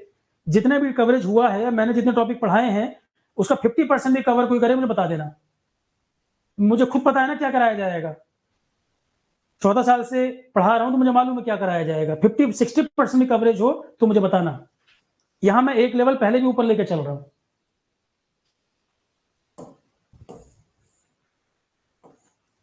बस पढ़ो, कहने का मतलब है पढ़ो। तो प्लान क्या होगा? डिमोलिशन करने के पहले मान लो एक बिल्डिंग है नोएडा में, कुछ समय पहले सुपरटेक का टावर गिराया गया, उसी का उदाहरण ले लेते हैं। बिल्डिंग जब गिरी तो आसपास के पूरे एरिया में धूल ही धूल हो गई, डस्ट ही डस्ट हो गया था। हम उसी उदाहरण को देखें, न्यूज में सबने देखा होगा। तो जहां डिमोलिश, साउथ अफ्रीका से एक्सपर्ट बुलाए जा रहे हैं, बिल्डिंग पहले चेक किया जाए कि कैसे गिराई जाएगी, एक बार में गिराई जाएगी कि नहीं, या एक एक मंजिल तोड़ेंगे। अब इतना बड़ा स्ट्रक्चर एक एक मंजिल तोड़ोगे साल लग जाएगा। तो डिमोलिशन कहीं कर रहे हैं तो सबसे पहले हम क्या करेंगे, वहां पर इंस्पेक्शन करेगी एक्सपर्ट टीम। अलग अलग टीमें जाएंगी, अपना अपना इंस्पेक्शन करेंगी। बिजली की तारें कहां से जा रही हैं, स्ट्रक्चर कितना मजबूत है, किस तरह से हमें डिमोलिशन करना है, किस टाइप से डिमोलिशन करना है, क्या मशीनें यूज होंगी, बहुत हैवी मशीन यहाँ पर ला पाएंगे कि नहीं, आसपास के एरिया में क्या इंपैक्ट होगा, इंपैक्ट एनालिसिस, डस्ट वगैरह कितने लेवल पे उठेगी, यहाँ पर लोगों को हेल्थ इशू ना हो जाए, आसपास में एरिया कितना खाली कराना पड़ेगा, यही सब तो करोगे। इमरजेंसी सर्विस देनी पड़ेगी, वहां पे एम्बुलेंस रहे, फायर सेफ्टी वाले रहे। तो डिमोलिशन शुरू करने के पहले प्लान बनाना पड़ेगा। प्रॉपर प्लानिंग जरूरी है डिमोलिशन ऑपरेशन के पहले, जिससे कोई एक्सीडेंट या इंजरी वगैरह ना हो सके, उसको हम कंट्रोल रख सकें। इंजीनियरिंग सर्वे सबसे पहले करेंगे, एक्सपर्ट टीम करेगी, एक्सपर्ट टीम करेगी। Locating, securing and relocating any near by utility, आसपास लोग हैं या कोई फैसिलिटी है या कुछ है, उसको हटाना वहां से, कुछ शिफ्टिंग करने की जरूरत है, शिफ्ट करना। ये फोन नंबर तो अलग अलग जगह अलग अलग है, ये फोन नंबर नहीं, अलग अलग जगह अलग अलग काम करता है। फायर प्रिवेंशन और इमरजेंसी में निकलने का प्लान, इवैक्यूएशन का प्लान। फायर प्रिवेंशन और इमरजेंसी सिचुएशन में इवैक्यूएट करने का प्लान लोगों को होना चाहिए। लोगों को निकालना हो तो कैसे निकाल पाएंगे। फर्स्ट एड और इमरजेंसी सर्विस वहां प्रोवाइड करना पहले से, और हेल्थ हैजार्ड का असेसमेंट करना डिमोलिशन काम शुरू करने से पहले। डिमोलिशन शुरू करने से पहले क्या हेल्थ इश्यू हो सकते हैं, उनका असेसमेंट करना। ठीक, next point, prevention. Demolition work involve many of the same hazard that arise during other construction activity. Demolition का जो काम है उसमें कई सारी हैजार्ड इन्वॉल्व होती हैं जो कंस्ट्रक्शन एक्टिविटीज में अक्सर देखी जाती हैं। कहीं कंस्ट्रक्शन का भी काम जो होता है उनमें भी जो हैजार्ड्स होती हैं, डिमोलिशन के समय में भी कई सारी हैजार्ड कॉमन होती हैं। कंस्ट्रक्शन वर्क के दौरान जो हैजार्ड्स हम देखते हैं, डिमोलिशन के दौरान भी कई सारी हैजार्ड हमें वही देखने को मिलेंगी। Demolition involve additional hazard due to variety of factor. तो पेंट, कोई शार्प ऑब्जेक्ट, एस्बेस्टस वाला मटेरियल, इस तरह की चीजें हो सकती हैं। तो वॉल को गिराने से पहले सपोर्ट देना, पीपी का इस्तेमाल करना, सही पीपी का इस्तेमाल करना, सीढ़ियों वगैरह पे मटेरियल नहीं गिराना, लाइट प्रॉपर होना। उसके बाद गैस पाइपलाइन, वाटर पाइपलाइन वगैरह को यूटिलिटी को संपर्क करके कटवाना। गार्ड वॉल लगाई जाए। फर्श वगैरह को उखाड़ा जा रहा है तो खड़े रहने की जगह भी तो मिलनी चाहिए। अब हम पूरा का पूरा फर्श उखाड़ देंगे तो डिमोलिशन कैसे होगा। 25% एरिया एक बार में उखाड़ा जाए, पूरा नहीं। फ्लोर भी उखाड़ा जाए तो 25% उखाड़ दो, बाकी रहने दो, ताकि बाकी पे रह के हम खड़े भी काम भी कर सकें। एक्सटीरियर वॉल या फर्श को उखाड़ना है, कितना उखाड़ा जाएगा, स्टेप बाय स्टेप स्ट्रक्चर को गिराया जाए। अब हालांकि ऐसी भी टेक्नोलॉजीज आ गई हैं कि एक बार में स्ट्रक्चर को गिरा देते हैं डायनामाइट वगैरह लगा के। रूफ कॉर्निस या ऑर्नामेंटल चीजें लगी हैं, कोई स्टोन वर्क वगैरह है उसको पहले गिरा लिया जाए, फॉल सीलिंग वगैरह है उसको गिरा लिया जाए। तो बस यही है डिमोलिशन में, और कुछ नहीं, इतना ही है। एक last topic, ergonomic safety. Ergonomic, ये कई बार एग्जाम में आते हैं क्वेश्चन इस पर, एर्गोनॉमिक्स पे क्वेश्चन आते हैं। देखो मैंने एर्गोनॉमिक्स का आपको जानकारी बताई थी, कुछ पढ़ो मत पढ़ो एर्गोनॉमिक्स में। वर्क प्लेस पर जो भी लोग काम कर रहे हैं, ऐसा डिजाइन फॉलो करना, ऐसे स्टेप्स फॉलो करना जो उनकी हेल्थ के लिए ठीक हो, उनकी हेल्थ के लिए ठीक हो। एग्जाम्पल के लिए, आप कोई ऑफिस की चेयर खरीदने गए और उस पर्सन ने बताया सर एर्गोनॉमिक डिजाइन वाली चेयर है ये, आपका दिमाग घूम गया, आपका ना एर्गोनॉमिक डिजाइन वाली चेयर मतलब बहुत कंफर्टेबल। उसने कहा एर्गोनॉमिक डिजाइन का मतलब है सर आपकी बॉडी प्रेशराइज नहीं होगी। आपको लंबे समय तक पूछा उसने आपसे कितने घंटे सीटिंग होती है, आपने कहा सर आरोहण का स्टूडेंट हूं, 12 घंटे पढ़ता हूं मैं तो 10 घंटे पढ़ता हूं। तो उसने कहा फिर ऐसी चेयर ले जाओ एर्गोनॉमिक वाली, कि बैठने पर स्पाइनल कॉर्ड वगैरह पर जोर नहीं पड़ेगा, कंफर्टेबली आप काम कर पाएंगे, बॉडी पे प्रेशर कम होगा। कीबोर्ड के ऊपर जो कीज हैं वो टेढ़ी मेढ़ी क्यों होती हैं, जंबल्ड वर्ड क्यों होते हैं, सीक्वेंस में एबीसीडी क्यों नहीं लिख देते, फिंगर पर स्ट्रेस ना पड़े, वो इस तरह से सोच के बनाया जाता है। तो एर्गोनॉमिक डिजाइन, हर उस जगह एर्गोनॉमिक्स इन्वॉल्व है जहां पर इस बात को प्रायोरिटी दी जा रही है कि वर्क प्लेस जो भी आप काम कर रहे हैं बॉडी प्रेशराइज ना हो। दो बातें अलग अलग, आपको कंफर्ट देना उसका मोटिव है या बॉडी प्रेशराइज ना हो ये मोटिव है। जैसे सोने के लिए आप एक गद्दा लेकर आए, एक गद्दा 8 इंच का गद्दा है, बहुत ज्यादा मुलायम, बहुत गुलगुला टाइप का, बहुत मुलायम गद्दा, बहुत कंफर्टेबल कि उसमें बैठते ही धस गए अंदर, एक वो गद्दा था। पर कुछ टाइम बाद पीठ में दर्द हो रहा है तुम्हारे, कंफर्टेबल तो था पर पीठ दर्द कर रही 2 महीने बाद, ये समस्या अक्सर हो जाती है लोगों को। पर एक गद्दा तुम लाए कि वो उतना गुलगुला तो नहीं था, उतना मुलायम तो नहीं लगा तुम्हें, पर सोते समय जैसी आपकी पीठ की शेप थी वो गद्दा भी वही शेप ले लेता था, आपकी पूरी बॉडी को एक पॉइंट ऑफ कांटेक्ट बन जाता था, प्रेशर बॉडी पे कम होता था। तो वो कंफर्टेबल से ज्यादा वो आपकी बॉडी को सपोर्ट कर रहा था। तो एर्गोनॉमिक डिजाइन वाला कौन सा है, वो गुलगुला वाला जिसमें धस गए थे वो, या जो आपके लेटते ही बॉडी शेप को ले रहा था, पॉइंट ऑफ कांटेक्ट पूरा बना रहा था, बॉडी पे प्रेशर को मिनिमाइज कर रहा था। तो एर्गोनॉमिक डिजाइन वाले का पर्पस कंफर्ट देने से ज्यादा, बहुत प्लीजिंग ऑब्जेक्ट बनाने से ज्यादा बॉडी पे स्ट्रेस को कम करना है। एर्गोनॉमिक्स का पर्पस है हेल्थ से रिलेटेड, ऐसे जानो, हेल्थ को स्ट्रेस कम करना, स्पाइनल कॉर्ड पे जोर ना पड़े, उंगलियों पे जोर ना पड़े, सोते समय पीठ पे जोर ना पड़े। तो कभी भी एर्गोनॉमिक डिजाइन वाली कोई बात आएगी तो सीधे दिमाग जाएगा कहां पर, बॉडी स्ट्रेस को कम करे, बॉडी प्रेशर को कम करे, स्पाइनल कॉर्ड पे जोर कम पड़े, हेल्थ ओरिएंटेड। तो आजकल कई जगह चर्चा रहती है एर्गोनॉमिक डिजाइन बेस्ड है ये एर्गोनॉमिकली डिजाइंड है, इसका मतलब ही यही है। ऑफिस चेयर वगैरह आजकल जो बनाई जाती है, ऑफिस टेबल, उनको यही ध्यान दिया जाता है, एर्गोनॉमिक वाली ज्यादातर यूज करते हैं। ठीक है, समझ आ गया। हेल्थ एक्सपर्ट वगैरह बताते हैं भाई क्या करना चाहिए।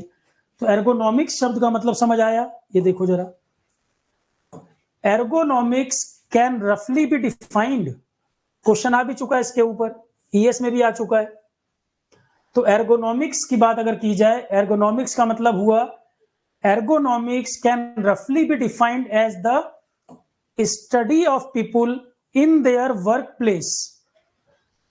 एर्गोनॉमिक्स में हम क्या करते हैं, जो मैन पावर अपने वर्क प्लेस पे काम कर रही है उसको स्टडी करते हैं, उनकी जरूरतों को समझते हैं, और क्या हम करें कि जिससे उनको डिस्कंफर्ट ना हो, बॉडी हेल्थ सही रहे, उनका हेल्थ सही रहे, बॉडी प्रेशराइज ना हो। ठीक, तो एर्गोनॉमिक्स कैन रफली be defined as the study of people in their working environment.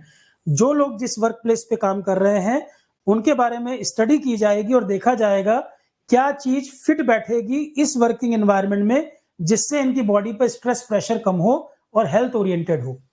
Ergonomics का पर्पस ही यही है। ये पूरी एक ब्रांच है अपने आप में साइंस की, जिसमें यही चीजें बनाई जाती हैं।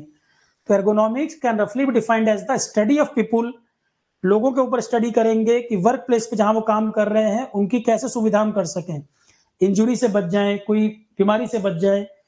तो मोर स्पेसिफिकली एर्गोनॉमिस्ट जो होते हैं, डिजाइनर, एर्गोनॉमिस्ट जो होते हैं, जो एक्सपर्ट होते हैं, जो डिजाइनर होते हैं, इनका काम है वर्कर के लिए क्या फिट रहेगा जहां पे वो काम कर रहा है उसके लिए क्या चीज फिट रहेगी, जिससे उसका जो डिस्कंफर्ट है, बॉडी के ऊपर प्रॉब्लम जो है या इंजुरी कोई होने खतरा है वो कम हो जाए।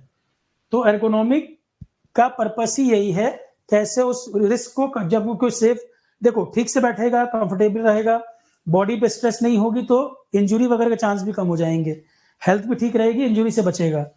डेफिनेशन अगर प्रॉपर जाएं, साइंस के डेफिनेशन, एर्गोनॉमिक्स साइंस का ही एक एरिया है, एर्गोनॉमिक्स साइंस की ही एक ब्रांच है, साइंस का ही एक डिसिप्लिन है, concern with the understanding of the interaction among human and other element of a system and the profession. मतलब जो मैन पावर जिस प्रोफेशन में काम कर रही है वहां पर क्या सिद्धांत, क्या नियम कायदे हम लगाएं कि ह्यूमन वेल बीइंग ठीक तरीके से सेफ्टी के साथ वहां पर काम कर सके बिना बॉडी को नुकसान पहुंचाए हुए। साइंस का एक ब्रांच जो इस चीज पर आधारित है कि जो मैन पावर जिस वर्क प्लेस पे काम कर रही है, क्या थ्योरी, क्या सिद्धांत लगाए जाएं, कैसे डिजाइन बनाया जाए, क्या चीजें उनको प्रोवाइड की जाएं, चाहे वो गद्दा हो, चाहे कुर्सी हो, चाहे टेबल हो, चाहे कीबोर्ड हो, लाइटिंग, वैसे वो किया जाए कंफर्टेबल एक एनवायरनमेंट बने, बॉडी स्ट्रेस कम हो, कंफर्टेबल से मतलब बॉडी स्ट्रेस कम हो, इंजुरी वगैरह के चांस कम हो जाएंगे। एर्गोनॉमिक्स का पर्पस यही है।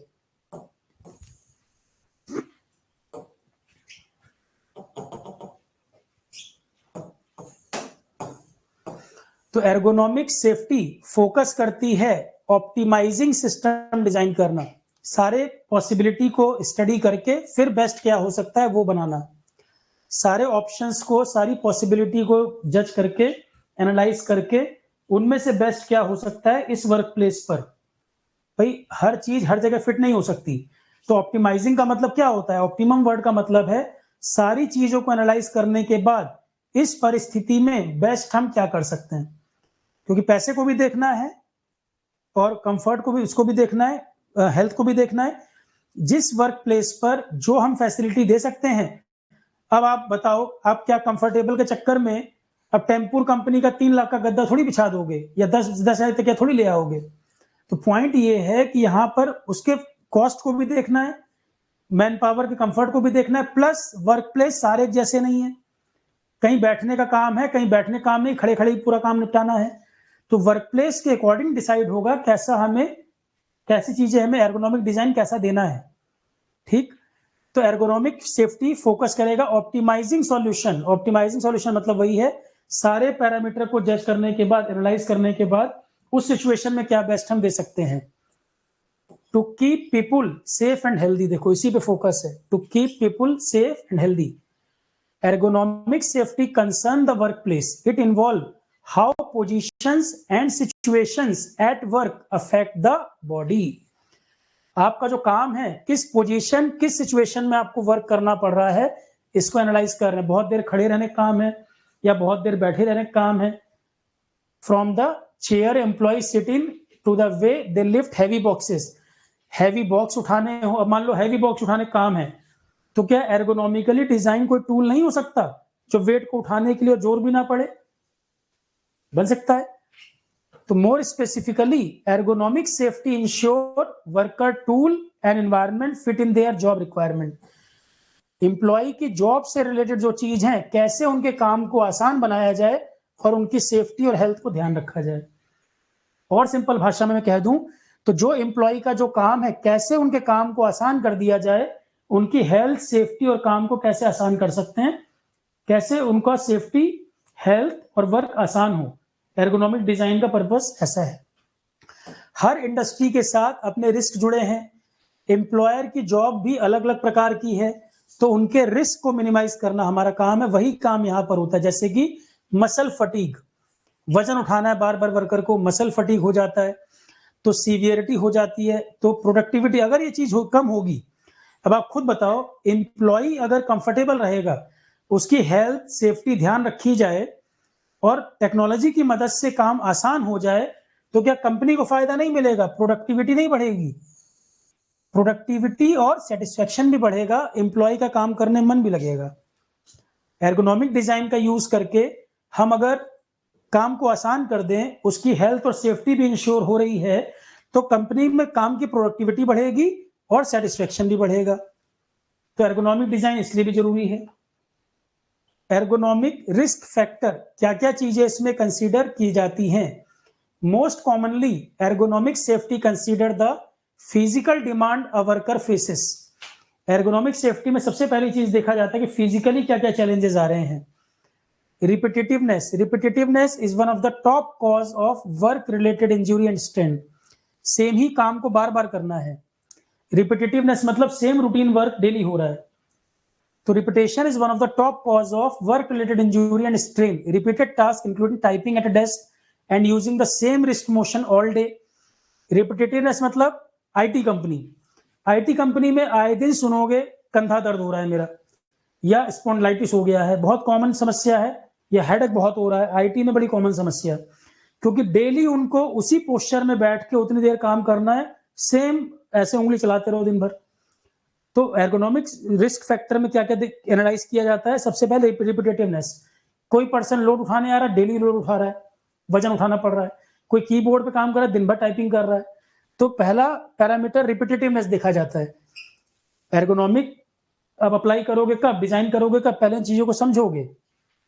तो रिपीटेटिवनेस, सेम तरह का काम रोज रोज, जैसे कि आईटी वर्क या कोई लोड उठाने का वर्क, सेम काम डेली डेली हो रहा है, तो बॉडी के उस पर्टिकुलर पार्ट पे हमेशा जोर पड़ता है। सबसे ज्यादा स्ट्रेन बॉडी के उन हिस्सों पर पड़ता है। तो एक तो दिक्कत ये है। दूसरा, रिक्वायर्ड फोर्स, जो काम आप कर रहे हैं उसमें कितनी ताकत लग रही है। कंसीडर हाउ मच फोर्स और strength required perform certain task. आपको कोई बॉक्स कैरी करना है या ट्रक लोड करना है, over taxing your employ can quickly lead to injury. तो इस काम को भी आसान करना। पहला, रिपीटेटिव वर्क, रोज रोज सेम काम हो रहा है। दूसरा, कितनी स्ट्रेंथ चाहिए उस काम को करने के लिए। तो जब पता लगेगा कितनी फोर्स या स्ट्रेंथ चाहिए, उसके अकॉर्डिंगली हम डिजाइन करेंगे कुछ ऐसा कि जो इनके काम को कम कर दे, इनको थोड़ा रिलीफ दे दे। और तीसरा, प्रोलॉन्ग्ड पोजीशन, बहुत लंबे समय तक एक ही स्थिति में रहना। प्रोलॉन्ग्ड, एक तो रिपीटेटिवनेस मतलब सेम काम को रोज रोज करना, तो बॉडी के उस पार्ट पे जोर पड़ रहा है।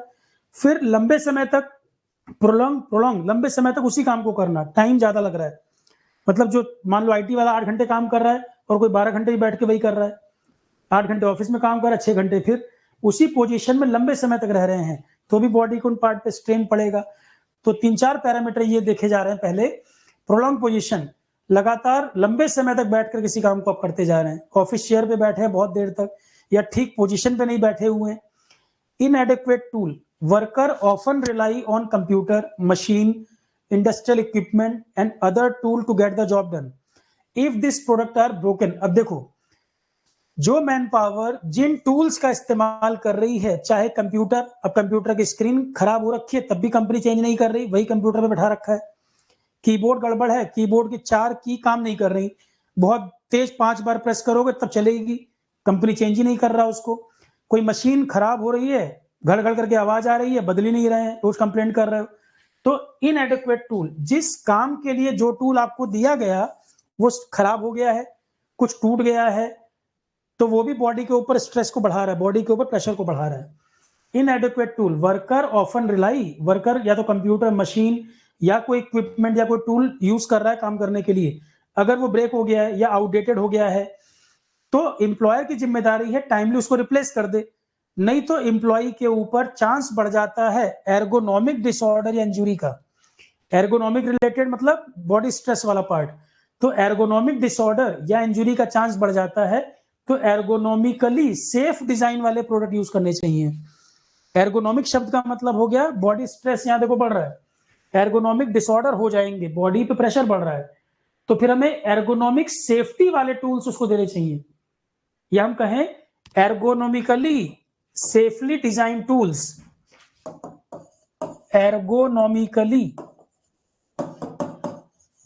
एर्गोनॉमिकली सेफ डिजाइन टूल्स, ये हमको उसको देने होंगे। एर्गोनॉमिकली सेफ डिजाइन टूल्स, ये हमें उसको देने पड़ेंगे, चाहे चेयर हो, कीबोर्ड हो, कोई टूल हो, कोई मशीन हो, कोई लोड उठाने की चीज हो।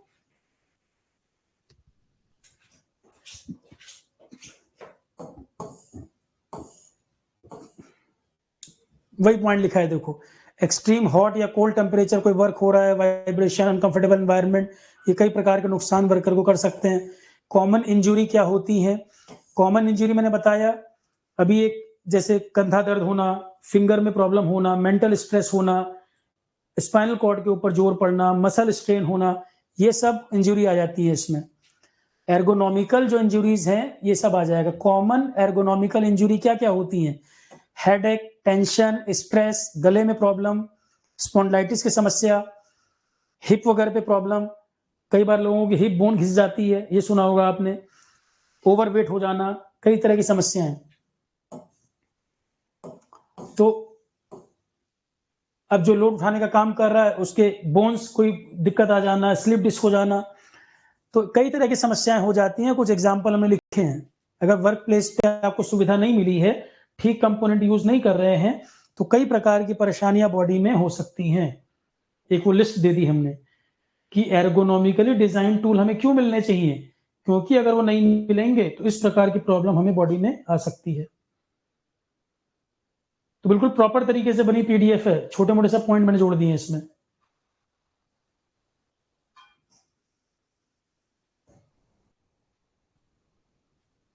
क्लियर है भाई?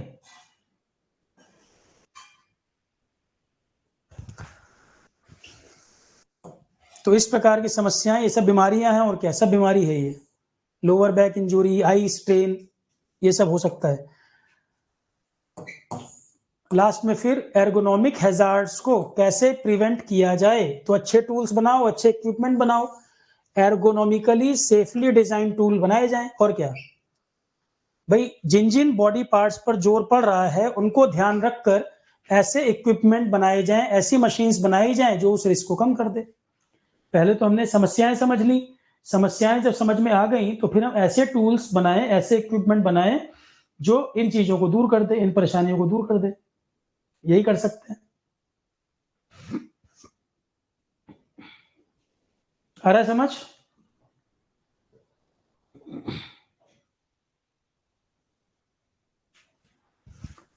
तो promote hand and wrist safety, protect the back, वजन उठाने में बैक को सपोर्ट करना, prevent strain from overhead work, protect worker from vibration, prevent knee strain, reduce repetitiveness, वही सब पॉइंट्स हैं एर्गोनॉमिक वाले। इन चीजों को हम इंप्लीमेंट कर दें तो इन समस्याओं से बच सकते हैं। चलो यहां पर कथा समाप्त, यहां पर कथा समाप्त हुई। सेफ्टी काफी है, इतना कंप्लीट हो गया है और जरूरत नहीं है, काफी है इतना। ईएससी वालों के लिए, यूपीपीएससी ए को जरूरत नहीं है, ईएससी के लिए मैं एक पीडीएफ जोड़ दूंगा, चाहो तो सिर्फ 2-4 पेज देख सकते हो, नहीं भी पढ़ो चल जाएगा। रोड सेफ्टी एक टॉपिक है, यूपीपीएससी ए के मतलब का नहीं है, ईएससी वाले देख सकते हैं। पीडीएफ में डाल दूंगा, एनसीईआरटी की पीडीएफ है, रोड सेफ्टी का टॉपिक है। ईएससी के मतलब का है, यूपीपीएससी ए के मतलब का नहीं है। यूपीपीएससी ए का कंप्लीट हो गई बात, काफी है सेफ्टी, इससे ज्यादा जरूरत नहीं है। ठीक है, अब कोई पॉइंट आपके दिमाग में आप बोलो, लगभग चीजें हमने कंप्लीट कर दी है यहां पर। और इंट्रोडक्शन, सबसे पहले इंट्रोडक्शन था आपका, इस चैप्टर की स्टार्टिंग में सेफ्टी का इंट्रोडक्शन था, उसमें सारी बातें आपको क्लियर थी। इंजीनियरिंग सेफ्टी का क्या मतलब है चैप्टर 1 में बताया था मैंने। उसमें एक वर्ड लिखा था FMEA, FTA, वो सेफ्टी की अप्रोच होती है, पढ़ने की जरूरत नहीं है। जैसे हैजार्ड्स हैं, एक एक हैजार्ड को कम करते जाएं, एक ऐसी अप्रोच फॉलो किया जा सकता है, तो ये पढ़ने की जरूरत नहीं है, बट टर्म यूज हुआ है, जरूरत नहीं है। इंट्रोडक्शन में टर्म आया था कि सेफ्टी अप्रोच क्या होनी चाहिए, तो एक एक करके हैजार्ड्स को खत्म किया जाए, सेफ्टी एश्योर किया जाए। तो 2 तरह की अप्रोच होती है, ये आपके मतलब का नहीं, जरूरत नहीं है। बाकी इंट्रोडक्शन में सेफ्टी का पर्पस क्या था वही बताया हुआ था, तो इसकी नीड है नहीं। पीडीएफ में 2-2 लाइन लिखी है, जरूरत नहीं है। ठीक है, तो यहां पर सेफ्टी पूरी तरह से कंप्लीट। अब परसों से, कल से हैंडलिंग, सेफ्टी और थर्मो, ये आपका कल से खत्म हो जाएगा। तो परसों आपका शो हो जाएगा ये डिजीज वाला part, human disease and sanitation. परसों अब ये टॉपिक शुरू हो जाएगा। अब किसी को क्वेरी है तो पूछ लो। तो सेफ्टी में क्लासेस, पीडीएफ सब कुछ प्रॉपर मिल गया है। अब एक स्टूडेंट बार बार कह रहा है हैंड राइटिंग वाले नोट्स, जब मैंने खुद बनाकर पीडीएफ सेफ्टी में दे दिया तो हैंड राइटिंग नोट्स क्या करोगे? और अगर कोई हाथ से लिख के नोट्स देगा तो बोर्ड से भी स्पेलिंग गलत उतार रखी होगी, जब मैंने बनाकर कंप्यूटराइज नोट्स दे दिए, अब हैंड राइटिंग वाले नोट्स क्यों चाहिए यार? डिमांड ही नहीं खत्म होती है। जब इसमें क्लियर समझ आ रहा है, मैं खुद बना के दे रहा हूं, तो हैंड रिटन नोट्स क्या करना है इसमें? आईपीआर में मैंने बना के दिया हुआ है पूरा। अब किसी का कोई सवाल है तो पूछ लीजिए।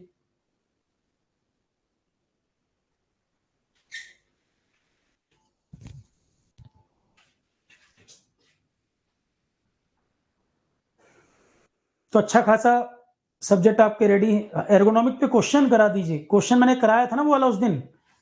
रुको मैं क्वेश्चन इसमें दिखाता हूं, इसमें होगा एक क्वेश्चन। चलो बताओ, चलो कुछ क्वेश्चन देख लेते हैं, 2-4 ना। रुको 1 मिनट।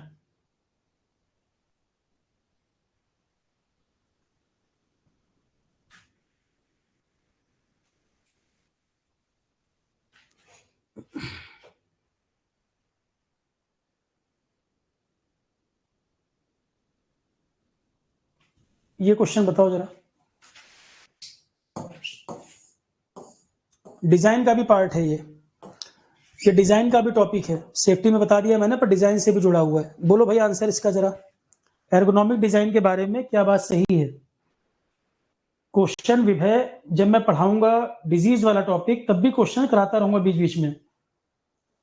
हर क्लास में कुछ कुछ क्वेश्चन कराता रहूंगा, जिससे आप बिल्कुल कॉन्फिडेंट रहें कि क्वेश्चन बन रहे हैं कि नहीं। और ईएससी के जो पेपर हैं 17 से लेकर 23 तक, आपके फोल्डर में ईएससी पेपर सॉल्व पड़े हुए हैं। मैंने वीडियो में सारे कराए हुए हैं। ईएससी के क्वेश्चन 17 से लेकर 23 तक के पेपर ऑलरेडी सॉल्व कराए हुए हैं। रिकॉर्डिंग में डाल भी रखा है फोल्डर, जानबूझ के मैंने दिया भी है। वही क्वेश्चन पूरे रेडी है। यहाँ तो मैं फिर से करवा रहा हूँ रिपीट। यूपीपीएससी ए वाले में भी दिया हुआ है फोल्डर, ईएस के सॉल्व पेपर जो मैंने कराए हुए हैं। एर्गोनॉमिक डिजाइन, बोलो क्या आंसर लगाएं? अरे भैया आरोहन सबसे आगे चल रहा है, काफी कंप्लीट है चीजें, मैं बता रहा हूँ आपको। लोगों को सॉल्व कराना पड़ेगा। यहाँ सॉल्व करा के पूरा फोल्डर बना भी दिया ईएससी का। लगभग चीजें अवेलेबल हैं। एर्गोनॉमिक डिजाइन बोलो।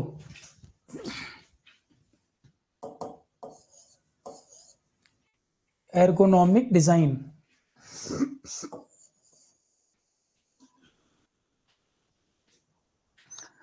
डिजीज वाला टॉपिक कल भी हम शुरू कर सकते थे, पर एक्चुअल में पीडीएफ मैं सोच रहा हूँ रेडी कर दूं पहले पूरा। उसकी पीडीएफ में रेडी कर दूं, इसलिए कल का टाइम चाहिए। परसों से वो टॉपिक शुरू कर देंगे, क्योंकि डिजीज वाला टॉपिक तो लाइफ साइंस में ही पढ़ा हुआ है आपने। पर मैं सोच रहा हूँ प्रॉपर पीडीएफ उसका, सैनिटेशन वगैरह का ही टॉपिक है, तो वो एकदम सेपरेट उसका बना दूं मैं। क्योंकि अभी वो स्कैटर्ड फॉर्म में अलग अलग टॉपिक में पढ़ा हुआ है। एक पूरा डिटेल में कराएंगे उसको। बहुत लंबा टॉपिक नहीं है। उसमें government scheme, program, sanitation hygiene के प्रोग्राम, ये सब आएगा। कायाकल्प अभियान है, उसके अलावा आपका स्वच्छ भारत है, क्लीन डिस्ट्रिक्ट वाला टॉपिक है, हाइजीन सैनिटेशन के और का क्या प्रोग्राम है भारत के। उसके अलावा ह्यूमन डिजीज में आपका ज़्यादातर वो बीमारियां जो गंदगी से फैलती हैं। Topic human disease and sanitation है ना, तो ज़्यादातर बीमारियां वो जो गंदगी से फैलती हैं, वाटर बॉर्न, एयर बॉर्न, इस तरह की बीमारियां, इन्फेक्शियस डिजीज वगैरह ज़्यादा कराना है उसमें। वो ये टॉपिक है।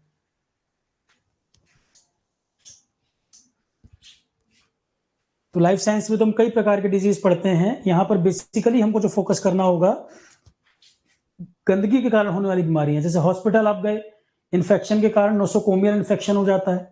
हॉस्पिटल की गंदगी के कारण पूछ लेगा नोसोकोमियल इन्फेक्शन क्या होते हैं। सैनिटेशन के प्रोग्राम बता दीजिए क्या क्या है। कायाकल्प अभियान जैसे हॉस्पिटल वगैरह में क्लीनलीनेस के लिए है। इसका बताया आंसर देखो। एर्गोनॉमिक डिजाइन का purpose reducing the stress on the spinal cord and providing for lesser fatigue, थकान causing seating arrangement. Ergonomic design में आएगा arrangement of keys on the computer keyboard, जिससे फिंगर स्ट्रेस लेवल कम हो, ये भी एर्गोनॉमिक डिजाइन में आएगा। Catering to increasing demand to produce more pleasing object, pleasing object बनाना पर्पस नहीं है, स्ट्रेस को कम करना पर्पस है। प्लीजिंग ऑब्जेक्ट बनाना पर्पस नहीं है। जैसे मैंने एग्जांपल दिया, 8 इंच का गद्दा है, उसके अंदर धस गए, वो तो बहुत प्लीजिंग ऑब्जेक्ट बना, पर वो एर्गोनॉमिक डिजाइन नहीं माना जाएगा। तो ये थर्ड नहीं होगा, 1 and 2 आंसर होगा इसका, 1 and 2 ओनली। एक क्वेश्चन और बता दो जरा। ग्रीन एनर्जी की बात कर रहे थे, सोलर का एक क्वेश्चन बताओ। सोलर इंसोलेशन शब्द का क्या अर्थ है? सोलर इंसोलेशन का क्या मतलब होता है? सोलर इंसोलेशन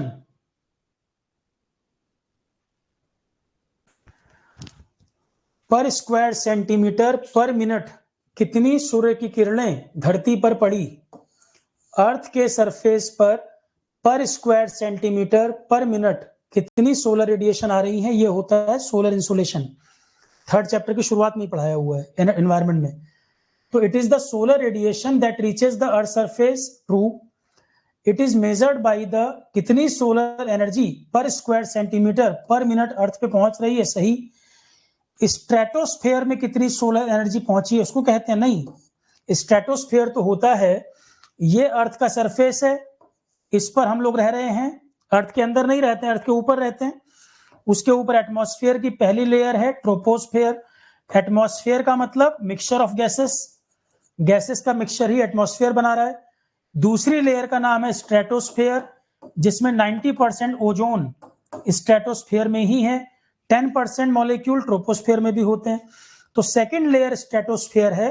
तो क्या सोलर इंसोलेशन का मतलब यह होता है कि स्ट्रेटोस्फेयर में कितनी सोलर एनर्जी पहुंची? नहीं, स्ट्रेटोस्फेयर में जो पहुंची उससे नहीं मतलब है, अर्थ के सरफेस तक जो पहुंची उससे मतलब है। सोलर रेडिएशन, सोलर एनर्जी पर स्क्वायर सेंटीमीटर पर मिनट अर्थ सरफेस तक जो पहुंची हो, ये कह रहा है स्ट्रेटोस्फेयर में पहुंची हो, नहीं स्ट्रेटोस्फेयर में नहीं, अर्थ सरफेस तक होना चाहिए। तो थर्ड नहीं होगा, 1 और 2 होगा आंसर। ठीक।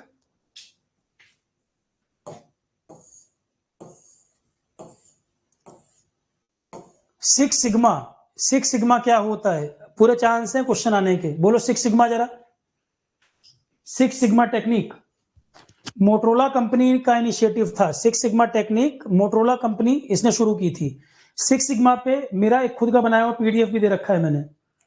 आप देखोगे प्रोजेक्ट मैनेजमेंट स्टैंडर्ड क्वालिटी दोनों में पीडीएफ पड़ी होगी सिक्स सिग्मा, वो मैंने ही बना के दी हुई है। तो सिक्स सिग्मा का टॉपिक बहुत बढ़िया से बनाया उस पीडीएफ के अंदर। हालांकि प्रोजेक्ट मैनेजमेंट उसमें इसका पार्ट है स्टैंडर्ड क्वालिटी का, उसमें टीचर ने कराया भी होगा। एक अलग से मैंने पीडीएफ बना के दिया था, क्योंकि ईएस में और इसमें एई में भी दोनों में पूछो क्वेश्चन बनता है इस पर। और इस बार एई में भी आ सकता है, ईएस में तो कई बार आ ही गया है। देखो ये क्या है, six sigma set of technique है प्रोसेस इंप्रूवमेंट के लिए। ट्रू। पर मिलियन, 1 मिलियन अपॉर्चुनिटी में अगर सिक्स सिग्मा के हिसाब से ये क्या अलाउ करता है, 1 मिलियन अपॉर्चुनिटी में 3.4 डिफेक्ट से ज्यादा नहीं होने चाहिए। सिक्स सिग्मा टेक्निक का कंसेप्ट क्या है, कोई प्रोसेस अगर कुछ प्रोड्यूस कर रहा है तो 1 मिलियन में 3.4 से ज्यादा डिफेक्ट नहीं होने चाहिए। सिक्स सिग्मा टेक्निक इस बात को इंश्योर करती है, एरर चांस इतना कम है। तो प्रोसेस इंप्रूवमेंट टेक्निक है सिक्स सिग्मा, मोटरोला कंपनी ने शुरू किया था इसको। और इसका क्या नियम है, 1 मिलियन बार अगर मान लो कोई कंपनी कोई फैक्ट्री 1 मिलियन बार कोई चीज बना रही है, डिफेक्ट आने एरर का चांस उसमें कितना, 3.4 ओनली, 3.4 ओनली। तीनों बातें सही हैं सिक्स सिग्मा के लिए, तीनों बातें सही हैं। तो प्रोसेस इंप्रूवमेंट टेक्निक है, 1 मिलियन में 3.4 डिफेक्ट से ज्यादा नहीं होना चाहिए, और मोटरोला का इनिशिएटिव है।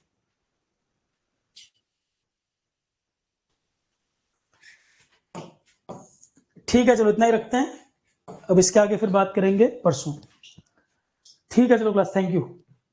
कुछ पूछना है किसी को और कुछ पूछना है किसी को तो पूछ लीजिए। रोड सेफ्टी एक पीडीएफ मैंने बताया, ईएस के मतलब की है, बाकी लोगों के मतलब का नहीं है। यूपीपीएससी का मतलब का नहीं है, यूपीपीएससी का safety already complete. Road safety 2-4 line बतानी होगी तो बता दूंगा, चलो मैं पीडीएफ तो अपलोड कर ही देंगे। यूपीपीएससी वाले में ऐड नहीं करेंगे, उनके मतलब का नहीं है, ईएस वाले में डाल देंगे PDF. Next class human disease and sanitation. ठीक है चलो class, thank you all of you, good night.